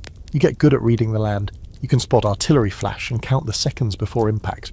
You learn the patterns of enemy patrols, the shortcuts through hedgerows that aren't yet full of mines. You move at odd hours, sometimes before dawn, sometimes in the middle of the night, when the fog wraps around you like a blanket made of ghosts. You start to hear stories about other messengers, one who rode straight through a mortar barrage and lived, another who carried orders in his mouth after being shot in the arm. There's even a rumour about a horse that delivered a dispatch on its own after the rider died, just showed up at camp with a bloody pouch and a mission completed. You want to believe that one, you really do. Once, you get caught in a rain of shrapnel that tears your saddlebag and slices through your coat. You keep riding. You don't even realise you're bleeding until you reach the checkpoint and hand over a dispatch with a shaking hand. The corporal says, "Jesus, sit down!"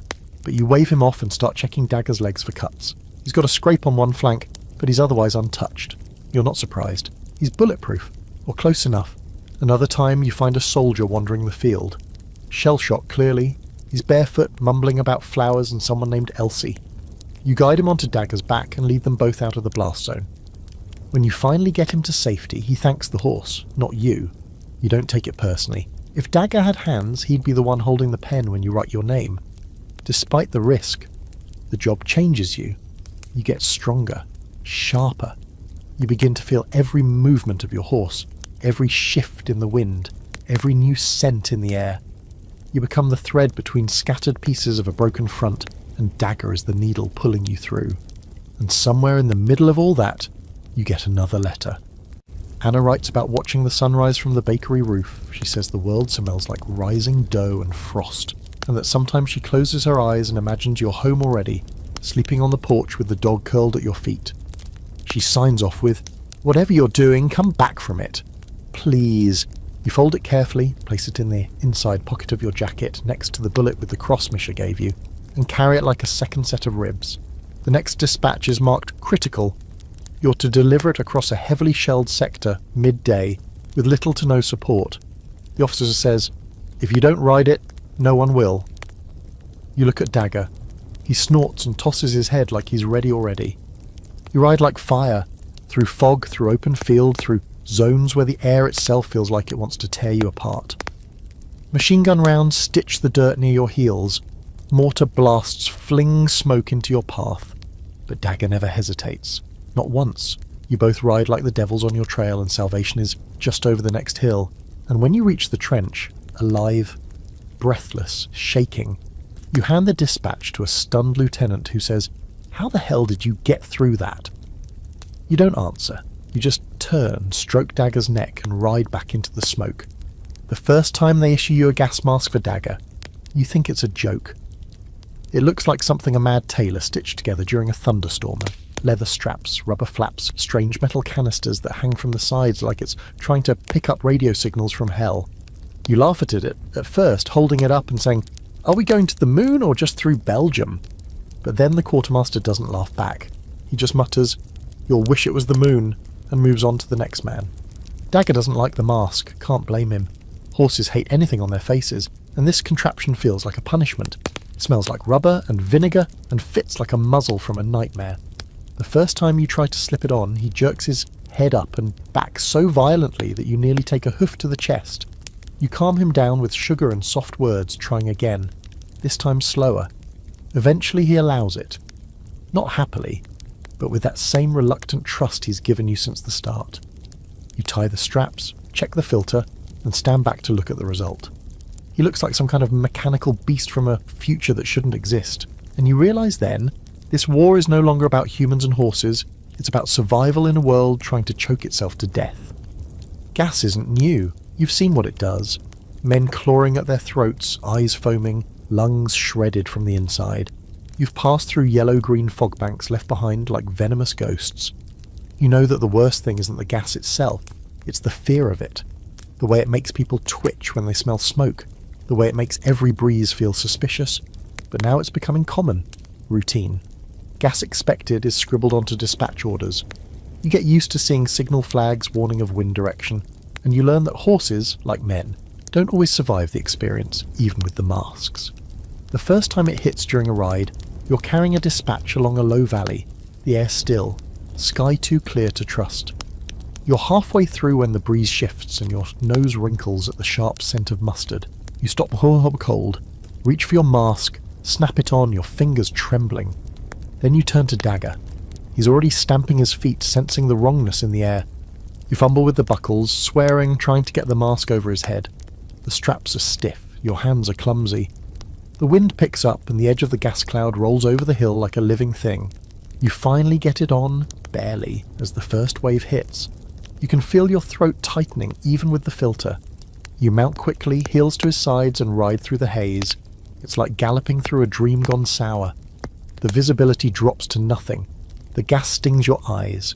You keep your head low, trying to breathe shallowly. Dagger snorts beneath the mask, his breath coming fast and loud through the filter, but he keeps going.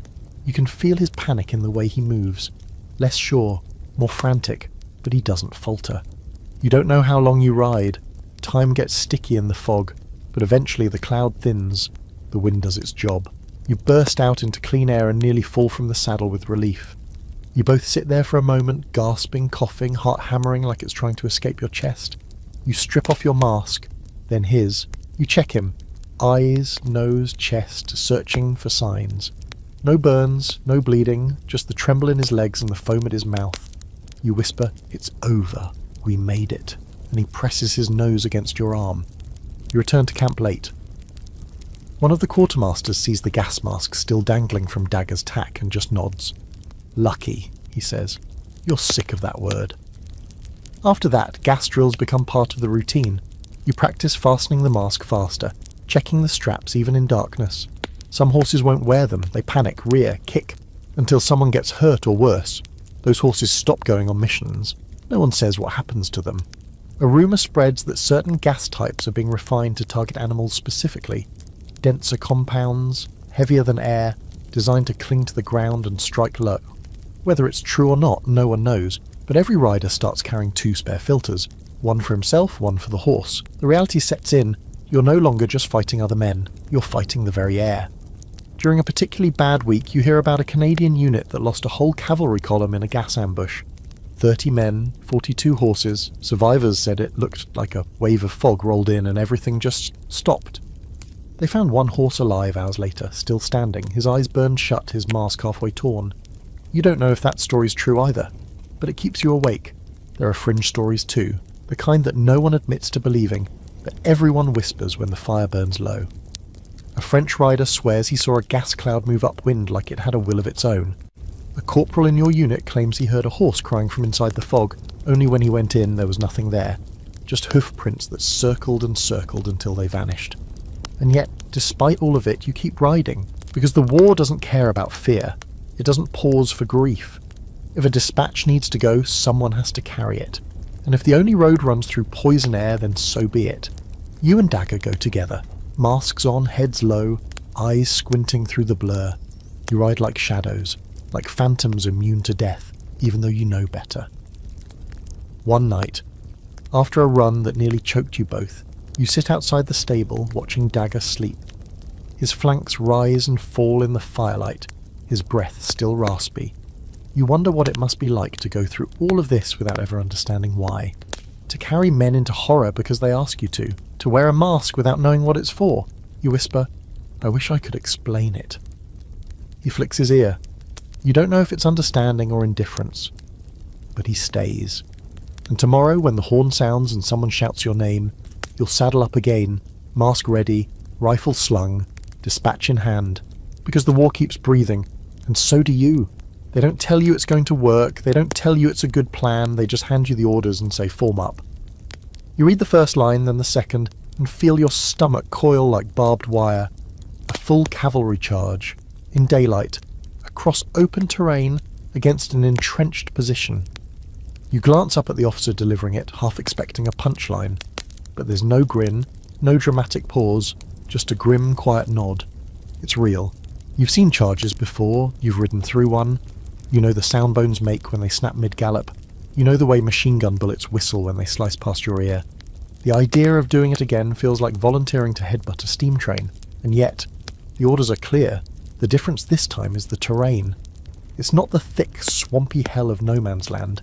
It's a long, shallow valley between 2 ridgelines, grass-covered, flanked by trees. The enemy doesn't know you're there. Not yet.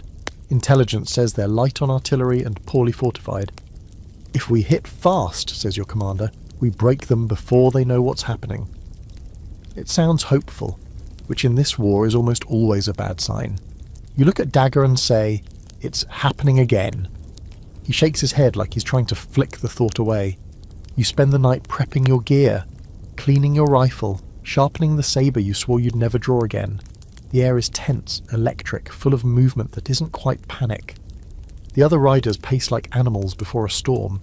You catch snippets of conversation, someone making peace with God, someone else debating whether to tie down their bedroll or just leave it behind. One guy's writing a letter and can't get past the first sentence. At dawn, the bugle call cuts through the stillness like a blade. Horses whinny. Men groan. You saddle Dagger in silence, moving by muscle memory. Every strap is double-checked. Every buckle tight. You don't speak, you barely breathe.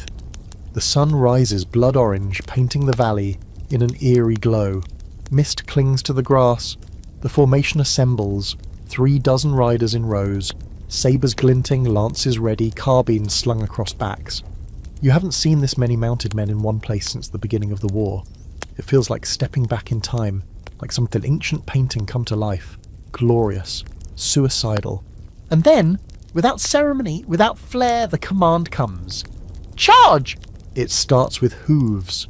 That rolling thunder, that sound you'll never forget as long as you live. The formation surges forward, picking up speed, the wind lashing your face and your hands gripping the reins like they might slip away with your sanity. Dagger flies beneath you, powerful and terrifying, muscles bunching with each stride. The grass blurs, the wind screams, and for a few seconds it's beautiful. Absolutely, impossibly beautiful.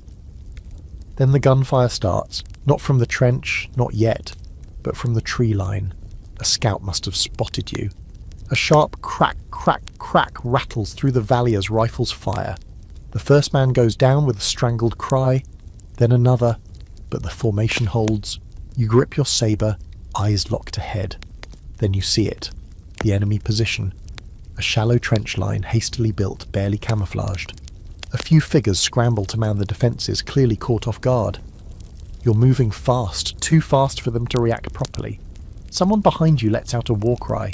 You don't join in, you save your breath for staying alive. The first line hits, sabers flash, horses rear. You see the enemy recoil in shock, some trying to flee, others fumbling for their rifles. You don't think, you act. Dagger clears a sandbag with room to spare. You bring the saber down, not clean, not graceful, but effective. A man falls. You twist in the saddle, fire your pistol into the next shape that moves. It's chaos. Noise, smoke, screams. Yours, theirs, the horses. You wheel around and slash again. Dagger bucks, dodges, charges. The trench begins to collapse, literally and tactically. The defenders scatter like ants kicked from a nest. Within minutes, they're retreating. The remaining few throw down their weapons or run for the tree line. You're panting now, arm aching, heart a jackhammer in your throat. The fighting slows, then it stops. You blink, trying to absorb what just happened. You won. Somehow, impossibly, you won. Riders cheer, exhausted and blood-splattered. Hugging each other in disbelief, someone throws their cap in the air. A lieutenant collapses onto the grass, laughing like a man who just survived being hit by lightning. It's not total victory. The field still reeks of gunpowder and bodies, but the trench is yours, and the enemy is gone. You dismount slowly. Dagger's sides are heaving. He's bleeding from a scratch on his neck, nothing fatal, but enough to scare you. You drop to your knees beside him, pressing your forehead to his muzzle. "You magnificent bastard," you whisper. He doesn't respond. He just breathes. The aftershock sets in later. You walk the field. It's quiet now. Horses graze near the ridge. Medics tend to the wounded. You find one of your comrades slumped beside his mount, both of them dead, their heads touching. You look away. That night there is a fire, and food and something that almost feels like celebration. You sit with a tin of coffee and stare into the flames, replaying every second in your head. You hear someone say, "It felt like the old days." You nod. It did, briefly, but this war doesn't care about nostalgia. The higher-ups hail it as the last successful cavalry charge of the Western Front. They even send a reporter to write about it. He sketches your horse, writes down your name, asks how it felt. You shrug and say, We got lucky. He laughs and writes something more poetic. You never read the article. What you do read later that week is another letter from Anna. She writes, I dreamed about you last night. You were riding again, but the sky was clear. No smoke, no shouting, just you and the wind. You fold it carefully, press it to your lips and tuck it into the pocket over your heart. Because the sky was clear that day. For a few moments, and sometimes that's enough to remember. You don't notice it at first. Not when it's happening, not even when it's done. But later, days after the charge, as you're sitting by the cook fire picking up bread that tastes like sand, someone says something and you realise they're talking about Dagger. The way they say his name, low, respectful, almost reverent, sends a chill down your spine. You glance over, and there he is, standing in the shade near the latrine trench, swishing his tail with the same casual grace he's always had, as if he's completely unaware that among the ranks now, he's not just a horse, he's that horse. Word has spread about the charge, about how he leapt the wire, dodged the shelling, kept you upright when half the unit crumbled. You hear stories twisted in small ways, exaggerated like all good stories are. Some say he took a bullet to the flank and kept going. Others swear he saved not one but 3 riders, circling back through the smoke to guide them out. None of that is strictly true, but also none of it's entirely false, and you start hearing the word hero tossed around. At first it's just the young replacements, the ones still figuring out how to lace their boots right. But soon the grizzled corporals say it too. That's a damn fine horse, they mutter as they walk past. One of the mess cooks leaves an extra slice of carrot on your tray. For the real officer, he jokes, nodding towards Dagger. The animal doesn't seem to notice, or maybe he does. Maybe it's in the way he moves now, a little more upright, a little more steady, as if he knows that eyes are on him. Not in vanity, just in quiet awareness. He lets the new guys pet his nose. He doesn't flinch when the shells hit closer than usual. And he stands so still during roll call that someone once asked if he was carved from wood. You start collecting stories about other horses, because now that Dagger's in the spotlight, every rider has one. There's a bay in the 4th Cavalry Division who once dragged his wounded rider 3 miles through machine gun fire, reins tangled around a broken forearm. There's a grey named Whiskey who supposedly knew how to find water better than the scouts, and a mare called Lady Grit who once kicked the door off a burning supply shack to pull her handler out. None of these animals asked for this, none of them knew what they were part of. But somewhere in the mess, they understood enough to keep moving forward, to carry us when we couldn't walk, to run into noise and fire and blood because we asked them to, because we trusted them to. One afternoon, a lieutenant from another regiment shows up just to see Dagger. He walks the length of the stable line, hands in his pockets, nods at the other horses politely, then stops in front of yours. He doesn't say much, just, huh, like something about Dagger confirms what he's heard. Then he takes off his glove, strokes the horse's nose and walks away without another word. The next morning your ration bag has 2 extra sugar cubes in it. You don't spoil Dagger. Not much. He still works, still rides out with you, still hauls dispatches, still does his duty. But you start brushing him a little longer. You whisper a little softer when he's spooked. You make sure he's always got dry straw to lie on, and if the other horses have to deal with a leaky stable roof, you find a tarp for his spot. The others don't complain. They get it. But even legends bleed. During a supply run, a stray piece of shrapnel catches Dagger in the hindquarters. It's not deep, but it's ugly. Bloody and raw. The kind of wound that makes your throat clench and your stomach twist. He stumbles but doesn't go down. You dismount, hands already reaching for the field bandage in your kit, heart hammering in your throat. He stands still while you dress the wound, only flinching once when you press the gauze to the gash. His breathing stays steady. He doesn't panic. You, on the other hand, are sweating through your coat. You keep talking to him, about the bakery or back home, about Anna, about anything except the fact that if this wound gets infected, he could die in 3 days. You don't say that part out loud. You walk him back, refusing to ride. The vet has a look, mutters something about clean-cut, lucky spot, and prescribes rest and limited movement. You sit outside the stable all night, leaning against the wall like a stray dog. The stars are out, and for once, no one fires a shell into the sky. You fall asleep with one hand resting on Dagger's flank, counting his breaths like rosary beads. The next few days are rough. He's sore, slow, restless. You keep him from licking the wound, keep the flies away, keep the stable boys from brushing too close. And he pulls through. Of course he does, because Dagger isn't just a horse anymore. He's a survivor, like you. When he's cleared for light duty, the whole unit acts like someone just got promoted. Someone chalks his name on the mess board under status updates. Someone else paints a crude but oddly accurate portrait of him on the side of a latrine, next to a half-finished sketch of Joan of Arc, oddly enough. You start to wonder if he's more famous than you are. You decide that's probably a good thing. And the thing is, he deserves it. Because the truth is, this war wouldn't work without the horses. They pull the guns, they carry the wounded, they haul the food, the water, the ammo. They ferry the dead back from places no one wants to go. They die by the thousands, quiet, noble, unthanked. If a man gets a medal, they write his name in the paper. If a horse does something incredible, it becomes a rumour, a story around a fire. But not this time. Dagger has become more than a rumour. He's hope, with hooves. And when you ride out again, saddle tight, dispatch in your pouch, your breath fogging in the cold, you feel him shift beneath you like he's ready for anything. The wound hasn't slowed him down. If anything, it made him fiercer. The world may forget your name, but they'll remember the horse. The line between fact and fiction gets blurrier the longer the war drags on. Men start talking more in half-truths, in stories passed from one fire to the next, warped and bent by boredom and booze. You sit at the edge of one of these fires, legs stretched out, dagger tied nearby, ears twitching as if he's eavesdropping too. It's late and the wind is cutting sharp, but the warmth of the flames and the rhythm of the voices make it bearable. A sergeant with the limp and too many medals leans in, voice low like he's about to share a secret recipe. "Did you hear," he says, "about the ghost cavalry?" You know this game. Another rider chimes in without missing a beat. "The French one? The unit that vanished in the Ardennes and rides only when the fog rolls in?" No, that's a different one. I'm talking about the Canadian riders. Galloped into a mist, never came out. People swear they see them at night, shapes on horseback. No hooves, no shadows. Someone snorts. Ghosts don't carry ammo pouches. You ever seen a ghost not properly outfitted? The sergeant fires back, and everyone laughs, even you.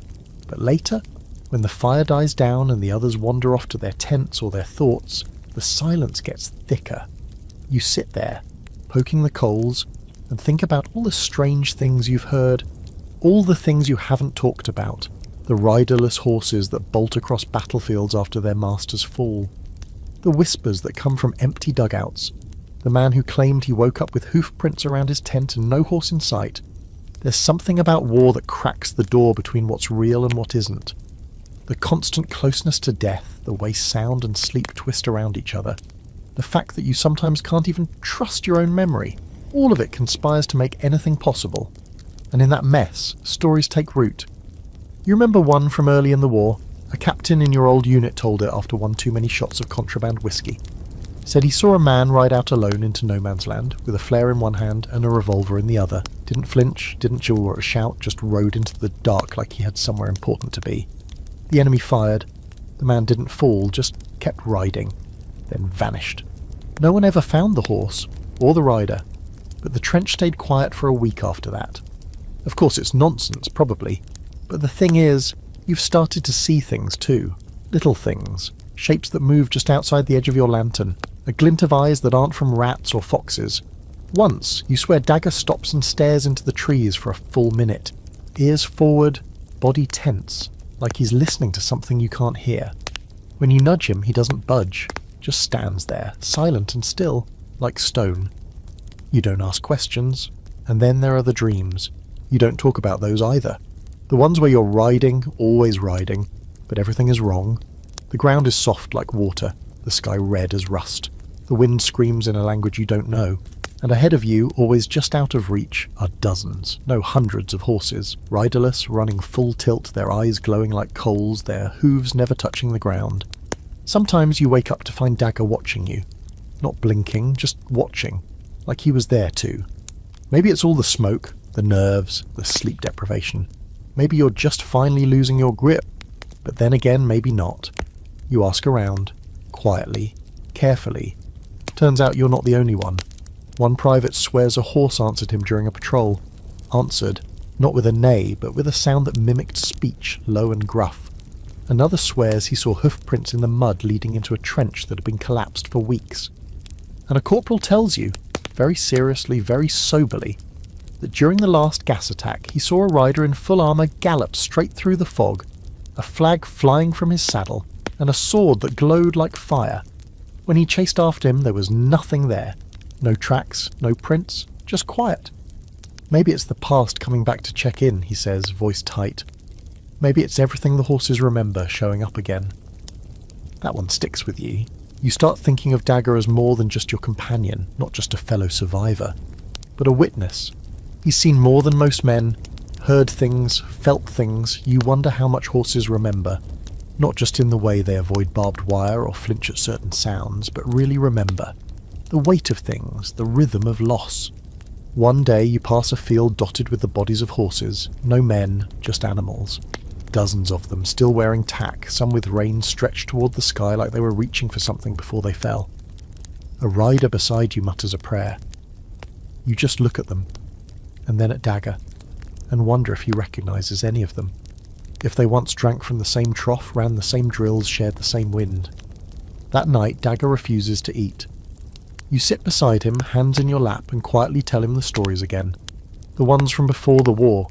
About your little sister chasing rabbits through the garden.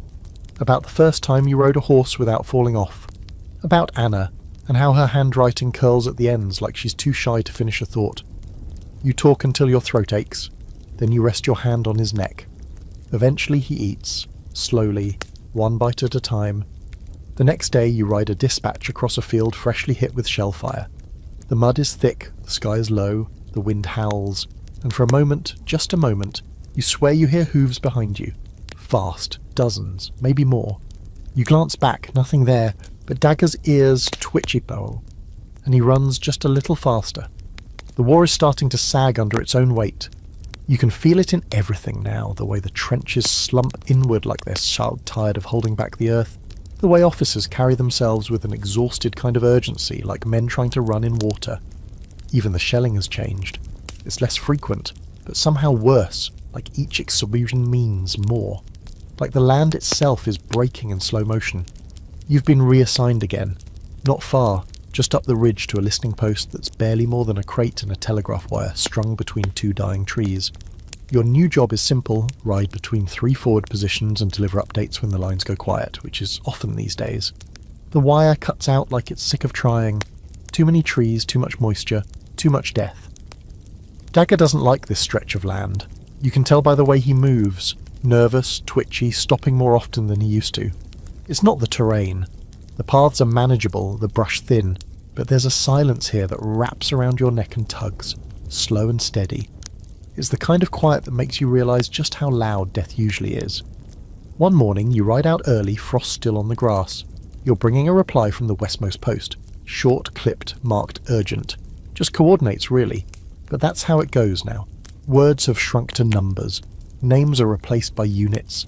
No one bothers with flowery language when all anyone wants is the right shell to hit the right trench. The sun's coming up behind you as you cross a small clearing. Dagger hesitates.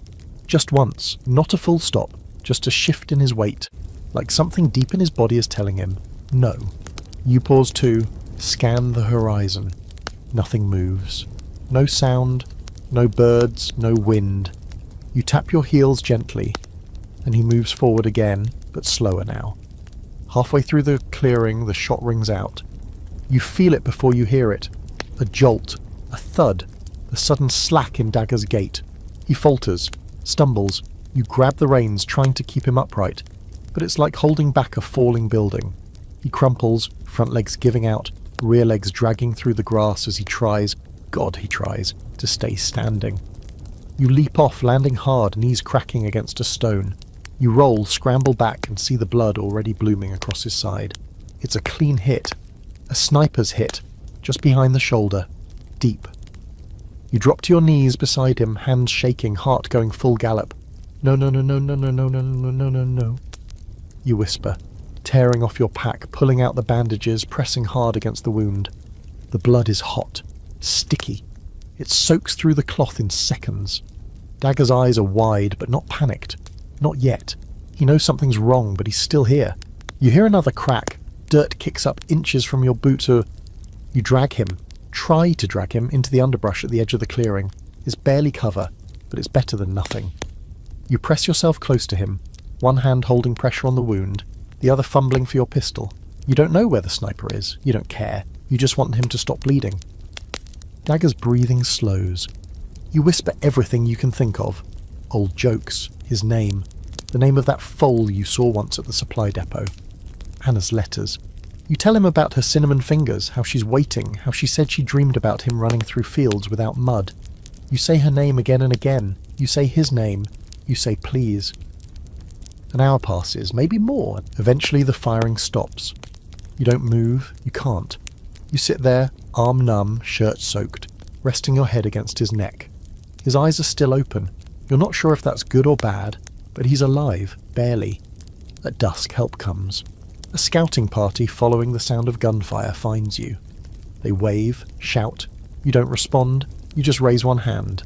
When if they reach you, they see the blood, and one of them immediately kneels beside you, checking Dagger's vitals. He whistles low. Tough bastard, he says. Horse too.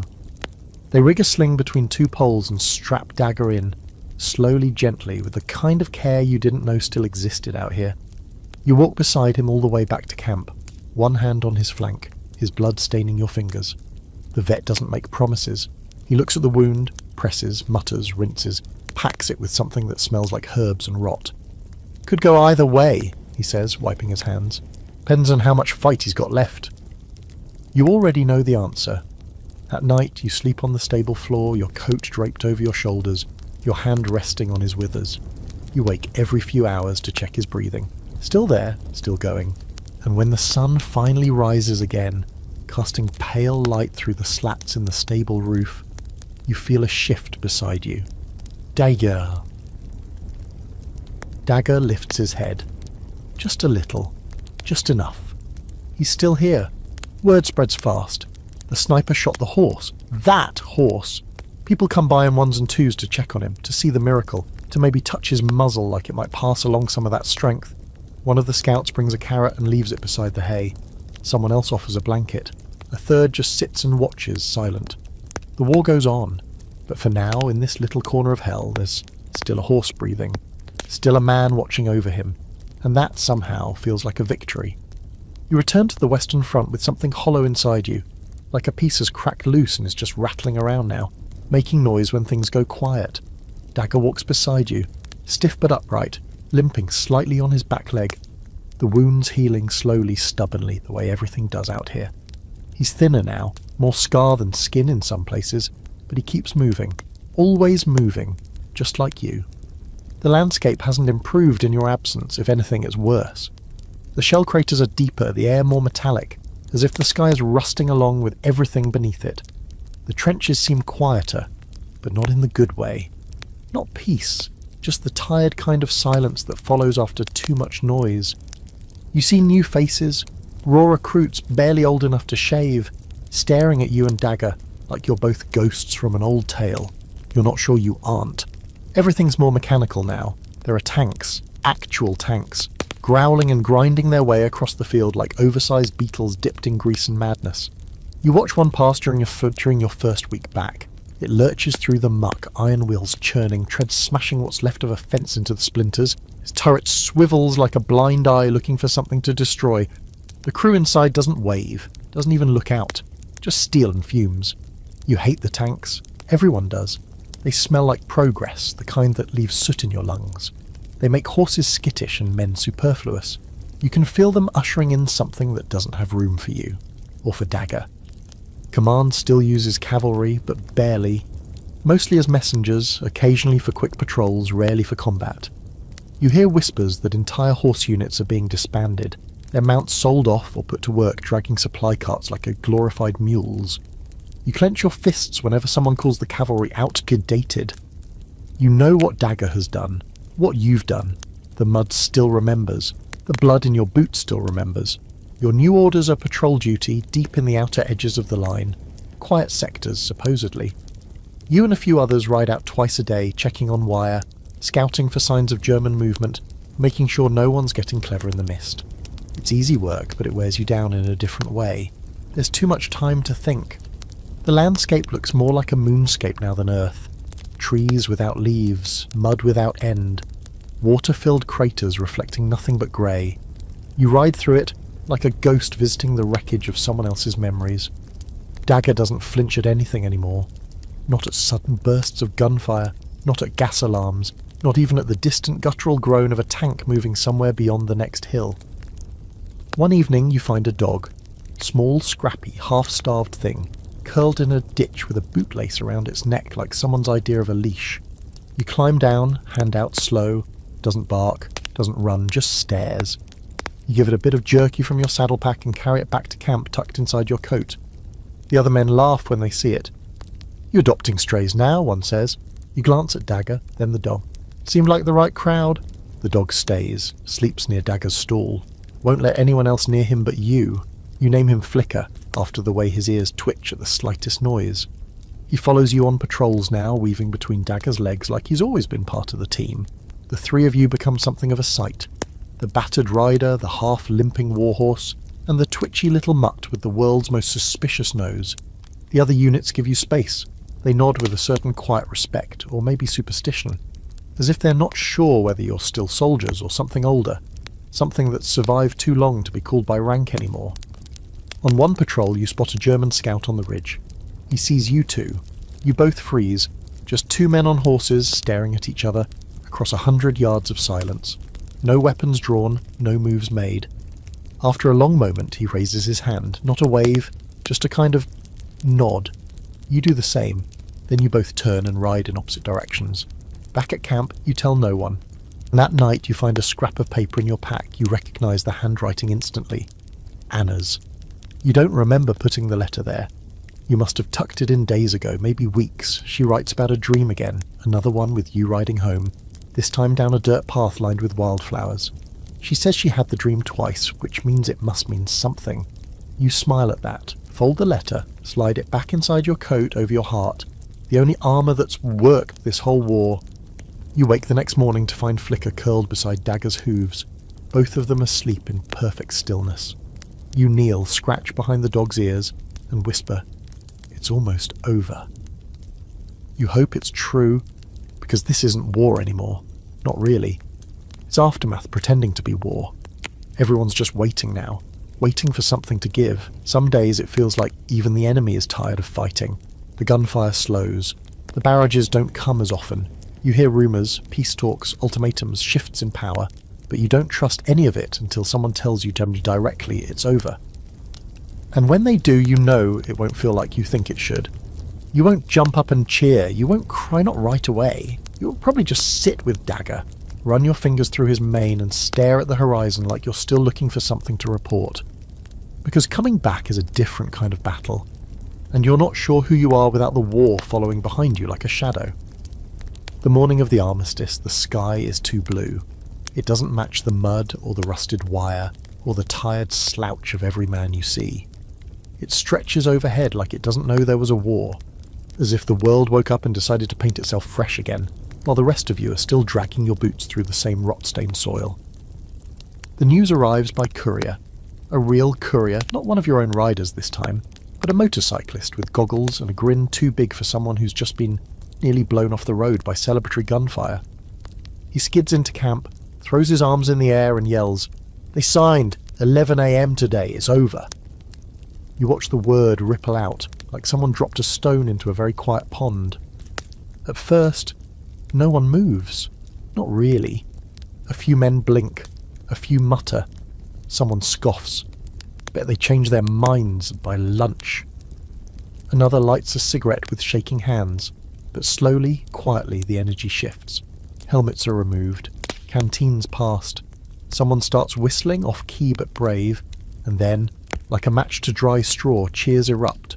Raw, hoarse, almost unsure of themselves. You don't cheer. You walk to Dagger's stall instead. He's already awake, snorting, shifting his weight like he knows something's different. You open the door and step inside, resting your forehead against his, one hand on his mane. "We made it," you whisper. "Somehow." You remember saying the same thing before, after the charge, after the sniper, after the gas. But this time it feels final. And strange, like the story ended before you finished reading it. At 11 sharp the guns go quiet. It's unnatural. like someone clapped their hands and banished thunder from the earth. You're not used to silence. You don't trust silence. For a moment, you think it's a trick, but it holds minute after minute of pure, fragile quiet. And with each second, something loosens inside you. Something you didn't even realise had been clenched so tight for so long. You sit beside Dagger and wait for your legs to stop trembling. Later that afternoon, the captain gathers your unit near the mess tent and gives a short, tired speech. He thanks you all. He names the fallen. He says there will be more to do, rebuilding, reorganising, maybe redeployment. But for now, the fighting is done. A few men clap, others stare at their boots. No one quite knows what to feel. You walk back to your tent, pack your kit, and realise you have no idea what to do next. You thought it would be celebration, dancing maybe, drinking, but there's a quiet numbness settling over everything, like the war sucked the joy out of you along with everything else. You see a man crying beside a latrine and don't stop him. You just hand him your last cigarette and keep walking. That night a fire is lit in the centre of camp. Not a cook fire, but a proper bonfire. Someone finds a fiddle, someone else has a harmonica. You all gather around, sipping from dented flasks, eating stale bread like it's a feast. There's laughter. It sounds foreign, like a dialect you've forgotten. You lean against a tree with Dagger's reins in your hand, Flicker curled at your feet. The three of you as always. No medals, no speeches, just warmth. You tip your head back and stare at the stars. They're still up there, same as they were on that first night before France, before the mud, before everything that came after. A young private stumbles over to you, his eyes glassy. "That your horse?" he slurs. You nod. "He's like famous or something, right?" You shrug. "He just didn't die." The kid blinks at that, then lets out a snort. "Guess that's enough these days." He pats Dagger's shoulder, clumsy and unsure. "Good job, boy." You don't correct him. Later, someone passes around paper and pencils. "Write home," they say. "Tell someone." You take a sheet, stare at the blankness of it, and feel a kind of vertigo. What can you say? How do you describe years of mud and blood and ghosts and hooves and silence? How do you wrap all that up and send it to someone who still thinks the world is sane? You try anyway. "Dear Anna, the war is over. I'm still breathing. So's Dagger, and the little dog I told you about. His name's Flicker. We'll be heading back soon. I don't know when, but I'll come home different. Not in a bad way, just different. Tell the oven to be ready. I miss the smell of cinnamon more than anything. Love you." You pause, then you just sign your name. You fold it, seal it, and hand it off to the runner without a word. That night, sleep comes heavy and without dreams. No galloping, no gas, no fire, just blackness, soft and slow, like the war's finally taken its hands off your throat. When you wake, it's still quiet. The next few days blur into each other. Units pack up, trenches are cleared, horses are examined, yinned, tagged, patrols reassigned. You keep Dagger close. There's a rumour they'll be sold off to farmers mostly. Some might be euthanized if they're too injured to work. You fight that with everything you've got. You speak to every officer you can find, wave papers, shout names, beg. Eventually someone waves you off and scrawls personal exemption on Dagger's record. You don't let him out of your sight after that. And then, one cold morning, the order comes down, en memor. You're going home. The walk to the transport truck feels heavier than it should. You lead Dagger slowly. Flicker trots beside you, tongue lolling. You pass rows of tents collapsing, empty supply crates, footprints that end nowhere. You climb aboard, settle into a wooden bench, and for the first time in years, you look like a civilian, not a warrior, just a man with a horse and a dog and a past that smells like cordite. As the truck rolls forward, you don't look back. There's nothing left behind you but ghosts, but you do look down at your boots, at the dried blood still crusted on the laces. You think of the mud, the gas, the letters, the firelight, the sound of hooves at midnight, the time Dagger almost died, the time you almost did, and you realise that you survived not because of glory, not because of skill, but because of three things: luck, a horse, and the will to keep moving. Home doesn't look like you remember, not at first. The village has the same name, the same church bell, the same stone walls weathered from too many winters, but everything feels just slightly off, like someone rearranged the furniture in your favourite room and hoped you wouldn't notice. The trees are taller, the roads narrower, the air cleaner somehow, like it's never known the taste of mustard gas or cordite. You step off the truck with your duffel slung over one shoulder, Dagger trailing behind on a lead rope, Flicker asleep in the straw bed of the transport like he owns the place. A few heads turn as you walk down the main road, boots crunching gravel, the dog waking with a grunt to trot at your heels. No one rushes out to greet you. But you didn't expect parades. That was never your style. It's not until you reach the bakery, her bakery, that it starts to feel real. Anna is outside, dusting flour off a wooden stool, her back to you. Her hair's longer now, tied back with a red ribbon. You remember buying that ribbon at the market the summer before the war started. It was the last time either of you worried about anything smaller than death. You clear your throat. She turns slowly. Her hands go still, her eyes go wide, and for a moment, the world does that thing it used to do in battle, freezes completely. Then she drops the flour rag and runs. She throws herself into your chest like she's trying to make sure you're solid. Her arms wrap around your ribs, squeezing so hard it knocks the wind out of you. You hold her tighter than you've ever held anything. You smell yeast and sugar and sawdust and salt. Her tears soak through your coat, but you don't mind. You're crying too, quietly, without ceremony. Dagger stands a few paces back, watching. Flicker whines, tail wagging. When she finally steps back, she looks at you like you're something scraped up from a legend, battered and unbelievable. "You came back," she says, voice hoarse. "I said I would." She blinks, then laughs. "And you brought the whole damn army?" You glance at Dagger, who snorts, and Flicker, who's now eating something questionably edible from the gutter. They earned the trip. Inside the bakery, everything smells like home. Not in the poetic sense, literally. Butter, yeast, burnt sugar, and that warm, yeasty heat that lives in your bones. You sit at the small wooden table where she once folded dough and read your letters.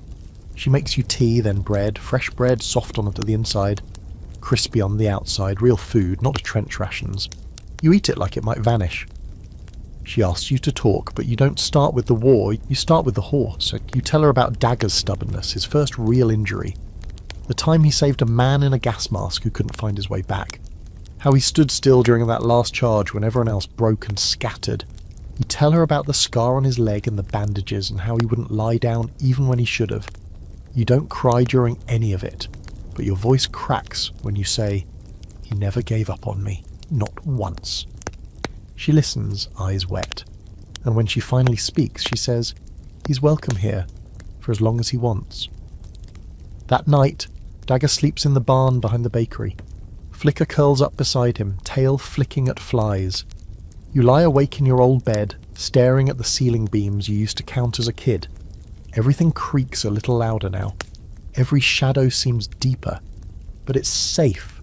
You know it's safe because you don't flinch when the wind bangs the shutters.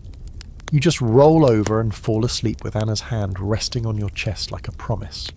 In the days that follow, life starts stitching itself back together. Not neatly, not fast, but enough.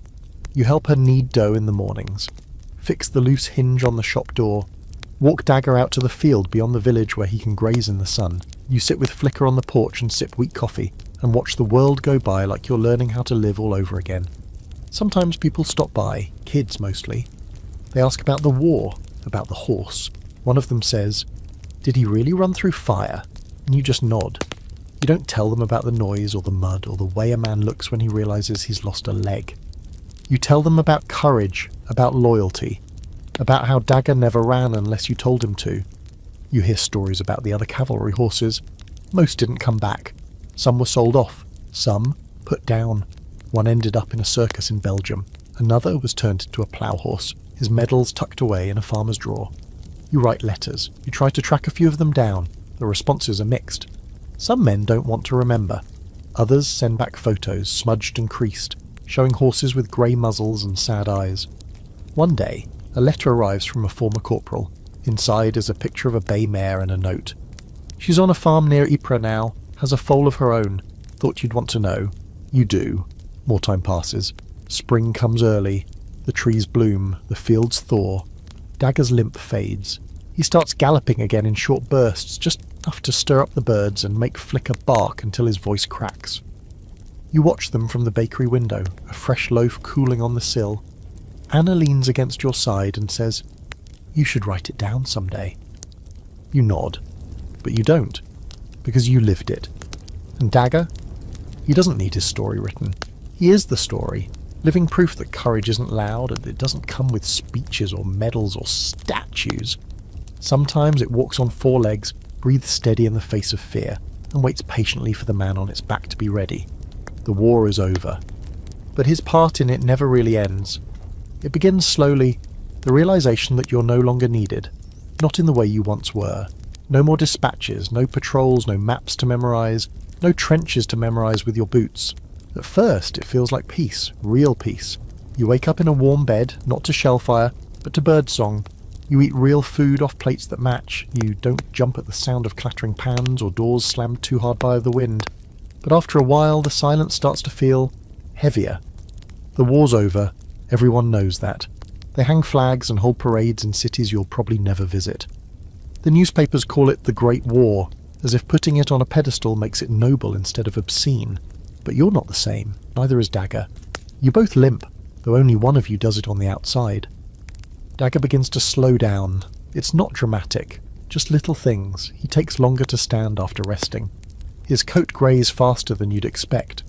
On some days he walks stiffly, muscles reluctant, joints creaky. You try to ignore it. You feed him better hay, rub his legs down with the oils the vet recommended, let him rest more. But you know what it is. Wear and tear. Too many miles, too many missions, time catching up as it always does. One night you walk out to the barn and find him lying down, eyes open but not moving. You kneel beside him, the straw cool under your knees. He doesn't look in pain, just tired. You stroke his neck, fingers trembling. "You don't have to fight any more," you whisper. You sit with him for hours, the two of you surrounded by silence. Flicker curls nearby, sensing something in the air. You listen to Dagger's breathing, the slow rhythm of it, the deep exhale like the wind slipping out of a lung-shaped cave. You count each breath like a prayer. The vet comes the next morning, checks his heartbeat, feels the swelling in his joints, offers options, gentle ones. You shake your head. "No, not yet." And Dagger seems to agree. He gets up slowly, with that same stubborn grace you first saw in him years ago when you were still green and stupid and dreaming of heroism. He nudges your shoulder as if to say, "I'm not finished," so you adapt. You stop asking him to carry loads. You ride less, you walk beside him instead, past the bakery, past the stream, out to the orchard, where the trees bend like old men but still bear fruit. He enjoys the sunshine, the apples, the company. He becomes part of the town quietly. Kids come to pet him, farmers nod when he passes. Even the blacksmith, a tough old man with more beard than jaw, always has a sugar cube ready. Dagger takes it gently, like he knows exactly how rare kindness can be. You spend your evenings on the porch. Anna sits beside you, her head on your shoulder, reading aloud from some dog-eared book. Flicker snores under your chair, and Dagger stands in the pasture, silhouetted by the sunset, looking out toward the horizon like he's still watching for something only he can see. One autumn morning you find a letter tucked under the bakery door. It's from your old commanding officer. He's organising a memorial gathering. Former cavalrymen, surviving mounts, those who still have theirs. You read it twice, unsure how to feel. Then you fold it, tuck it into your coat and go out to the barn. Dagger looks up as you enter. You scratch behind his ears, the spot that always makes him lean in. "Want to see some old friends?" you ask. The journey takes a day and a half. You ride slowly, leading him beside the cart you hitched for the trip. You pass other travellers, some on foot, some by bicycle, fewer still by horse. The roads are dustier than you remember. The trees less green. When you arrive, it's just before dusk. The meeting place is a wide clearing near a half-dismantled training ground. There are a dozen other men there, some in uniform, most not. A few bring their horses, others just have photos. The air is thick with stories. One man tells of a charge through fog so thick he couldn't see the end of his own rifle. Another recounts sleeping beneath his horse during a shelling, convinced the animal's bulk saved him. There are jokes, toasts, tears. You stand to speak eventually, not because you want to, but because they ask you to. You clear your throat, hands in your pockets. "This is Dagger," you say. He He carried me across France through gas, through blood, through things I still don't know how to explain. He never failed me, not once. If you're looking for a hero, he's standing right here. Dagger doesn't do anything dramatic. He just flicks his tail, chews a mouthful of grass and stares into the distance. The men nod. Some raise glasses. One salutes. On the way home, the silence feels less heavy. You return to the bakery, to Anna, to the rhythm of soft mornings and quiet nights. You still dream sometimes. Mud, fire, hooves, the sound of whistles, but less often. And when you wake, it's not with panic, just remembrance. One morning in spring, Dagger doesn't come to the fence for breakfast. You find him in the pasture, lying under the apple tree, the same tree he liked to stand beneath every summer. His eyes are closed, his body still. You kneel beside him, hands trembling. Flicker sniffs him once, then curls beside his side with a low, whimpering sigh. He's gone, not in pain, not alone, just gone. You bury him under the tree and you carve his name into the trunk with your old field knife. You don't cry until nightfall. When you do, Anna holds your hand and doesn't say a word. She doesn't have to. You spend the next few days sorting through your things, letters, photographs, a rusted horseshoe, the medal the officer gave you after the charge that worked. You place them in a wooden box, you tie it shut, and then you write one last letter. To anyone who reads this, there was a war, it was terrible. There were men who tried to be brave, and there were horses who were brave without trying. If you remember anything, remember this one. He was called Dagger. He carried me when I couldn't walk, stood when everything else fell, and waited for peace as patiently as the moon waits for the morning. He was cavalry. He was my friend. You sign it, you seal it, and you tuck it away for someone else to find someday. Now the years pass as they do, quietly, steadily, with fewer sharp corners. The war becomes something talked about over fences and in schoolrooms, remembered in headlines on anniversaries. You see your own story mentioned once in a history pamphlet, just a line about a cavalry courier and his horse named Dagger. They spell your name wrong. You don't correct it. The world moves on. Cars outnumber horses. Radio replaces letters. The fields where you once trained are turned to farmland again. But under the apple tree behind the bakery, where the grass grows thick and the earth holds secrets, there's still a shape in the soil where one horse rests, unforgotten. Sometimes on slow afternoons as you sit beneath that tree and close your eyes, and you hear it again, not a memory exactly, more like an echo, the rhythm of hooves in the distance, the snort of breath in the cold air, the soft jingle of tack before a ride. And in that moment, you don't feel old or you don't feel tired. You feel like you're back in the saddle, arms strong, spine straight, wind on your face. You feel Dagger beneath you, solid, trusted, unstoppable. The dog runs ahead, kicking up mud. The world waits to be braved again. But when you open your eyes, it's just the breeze in the grass, just the orchard. Just now, still you smile. Because some stories don't end, not really. They just ride on, through time, through memory, through the hearts of anyone who ever stood beside something noble, scared, and brave. You lived it, and now you've heard it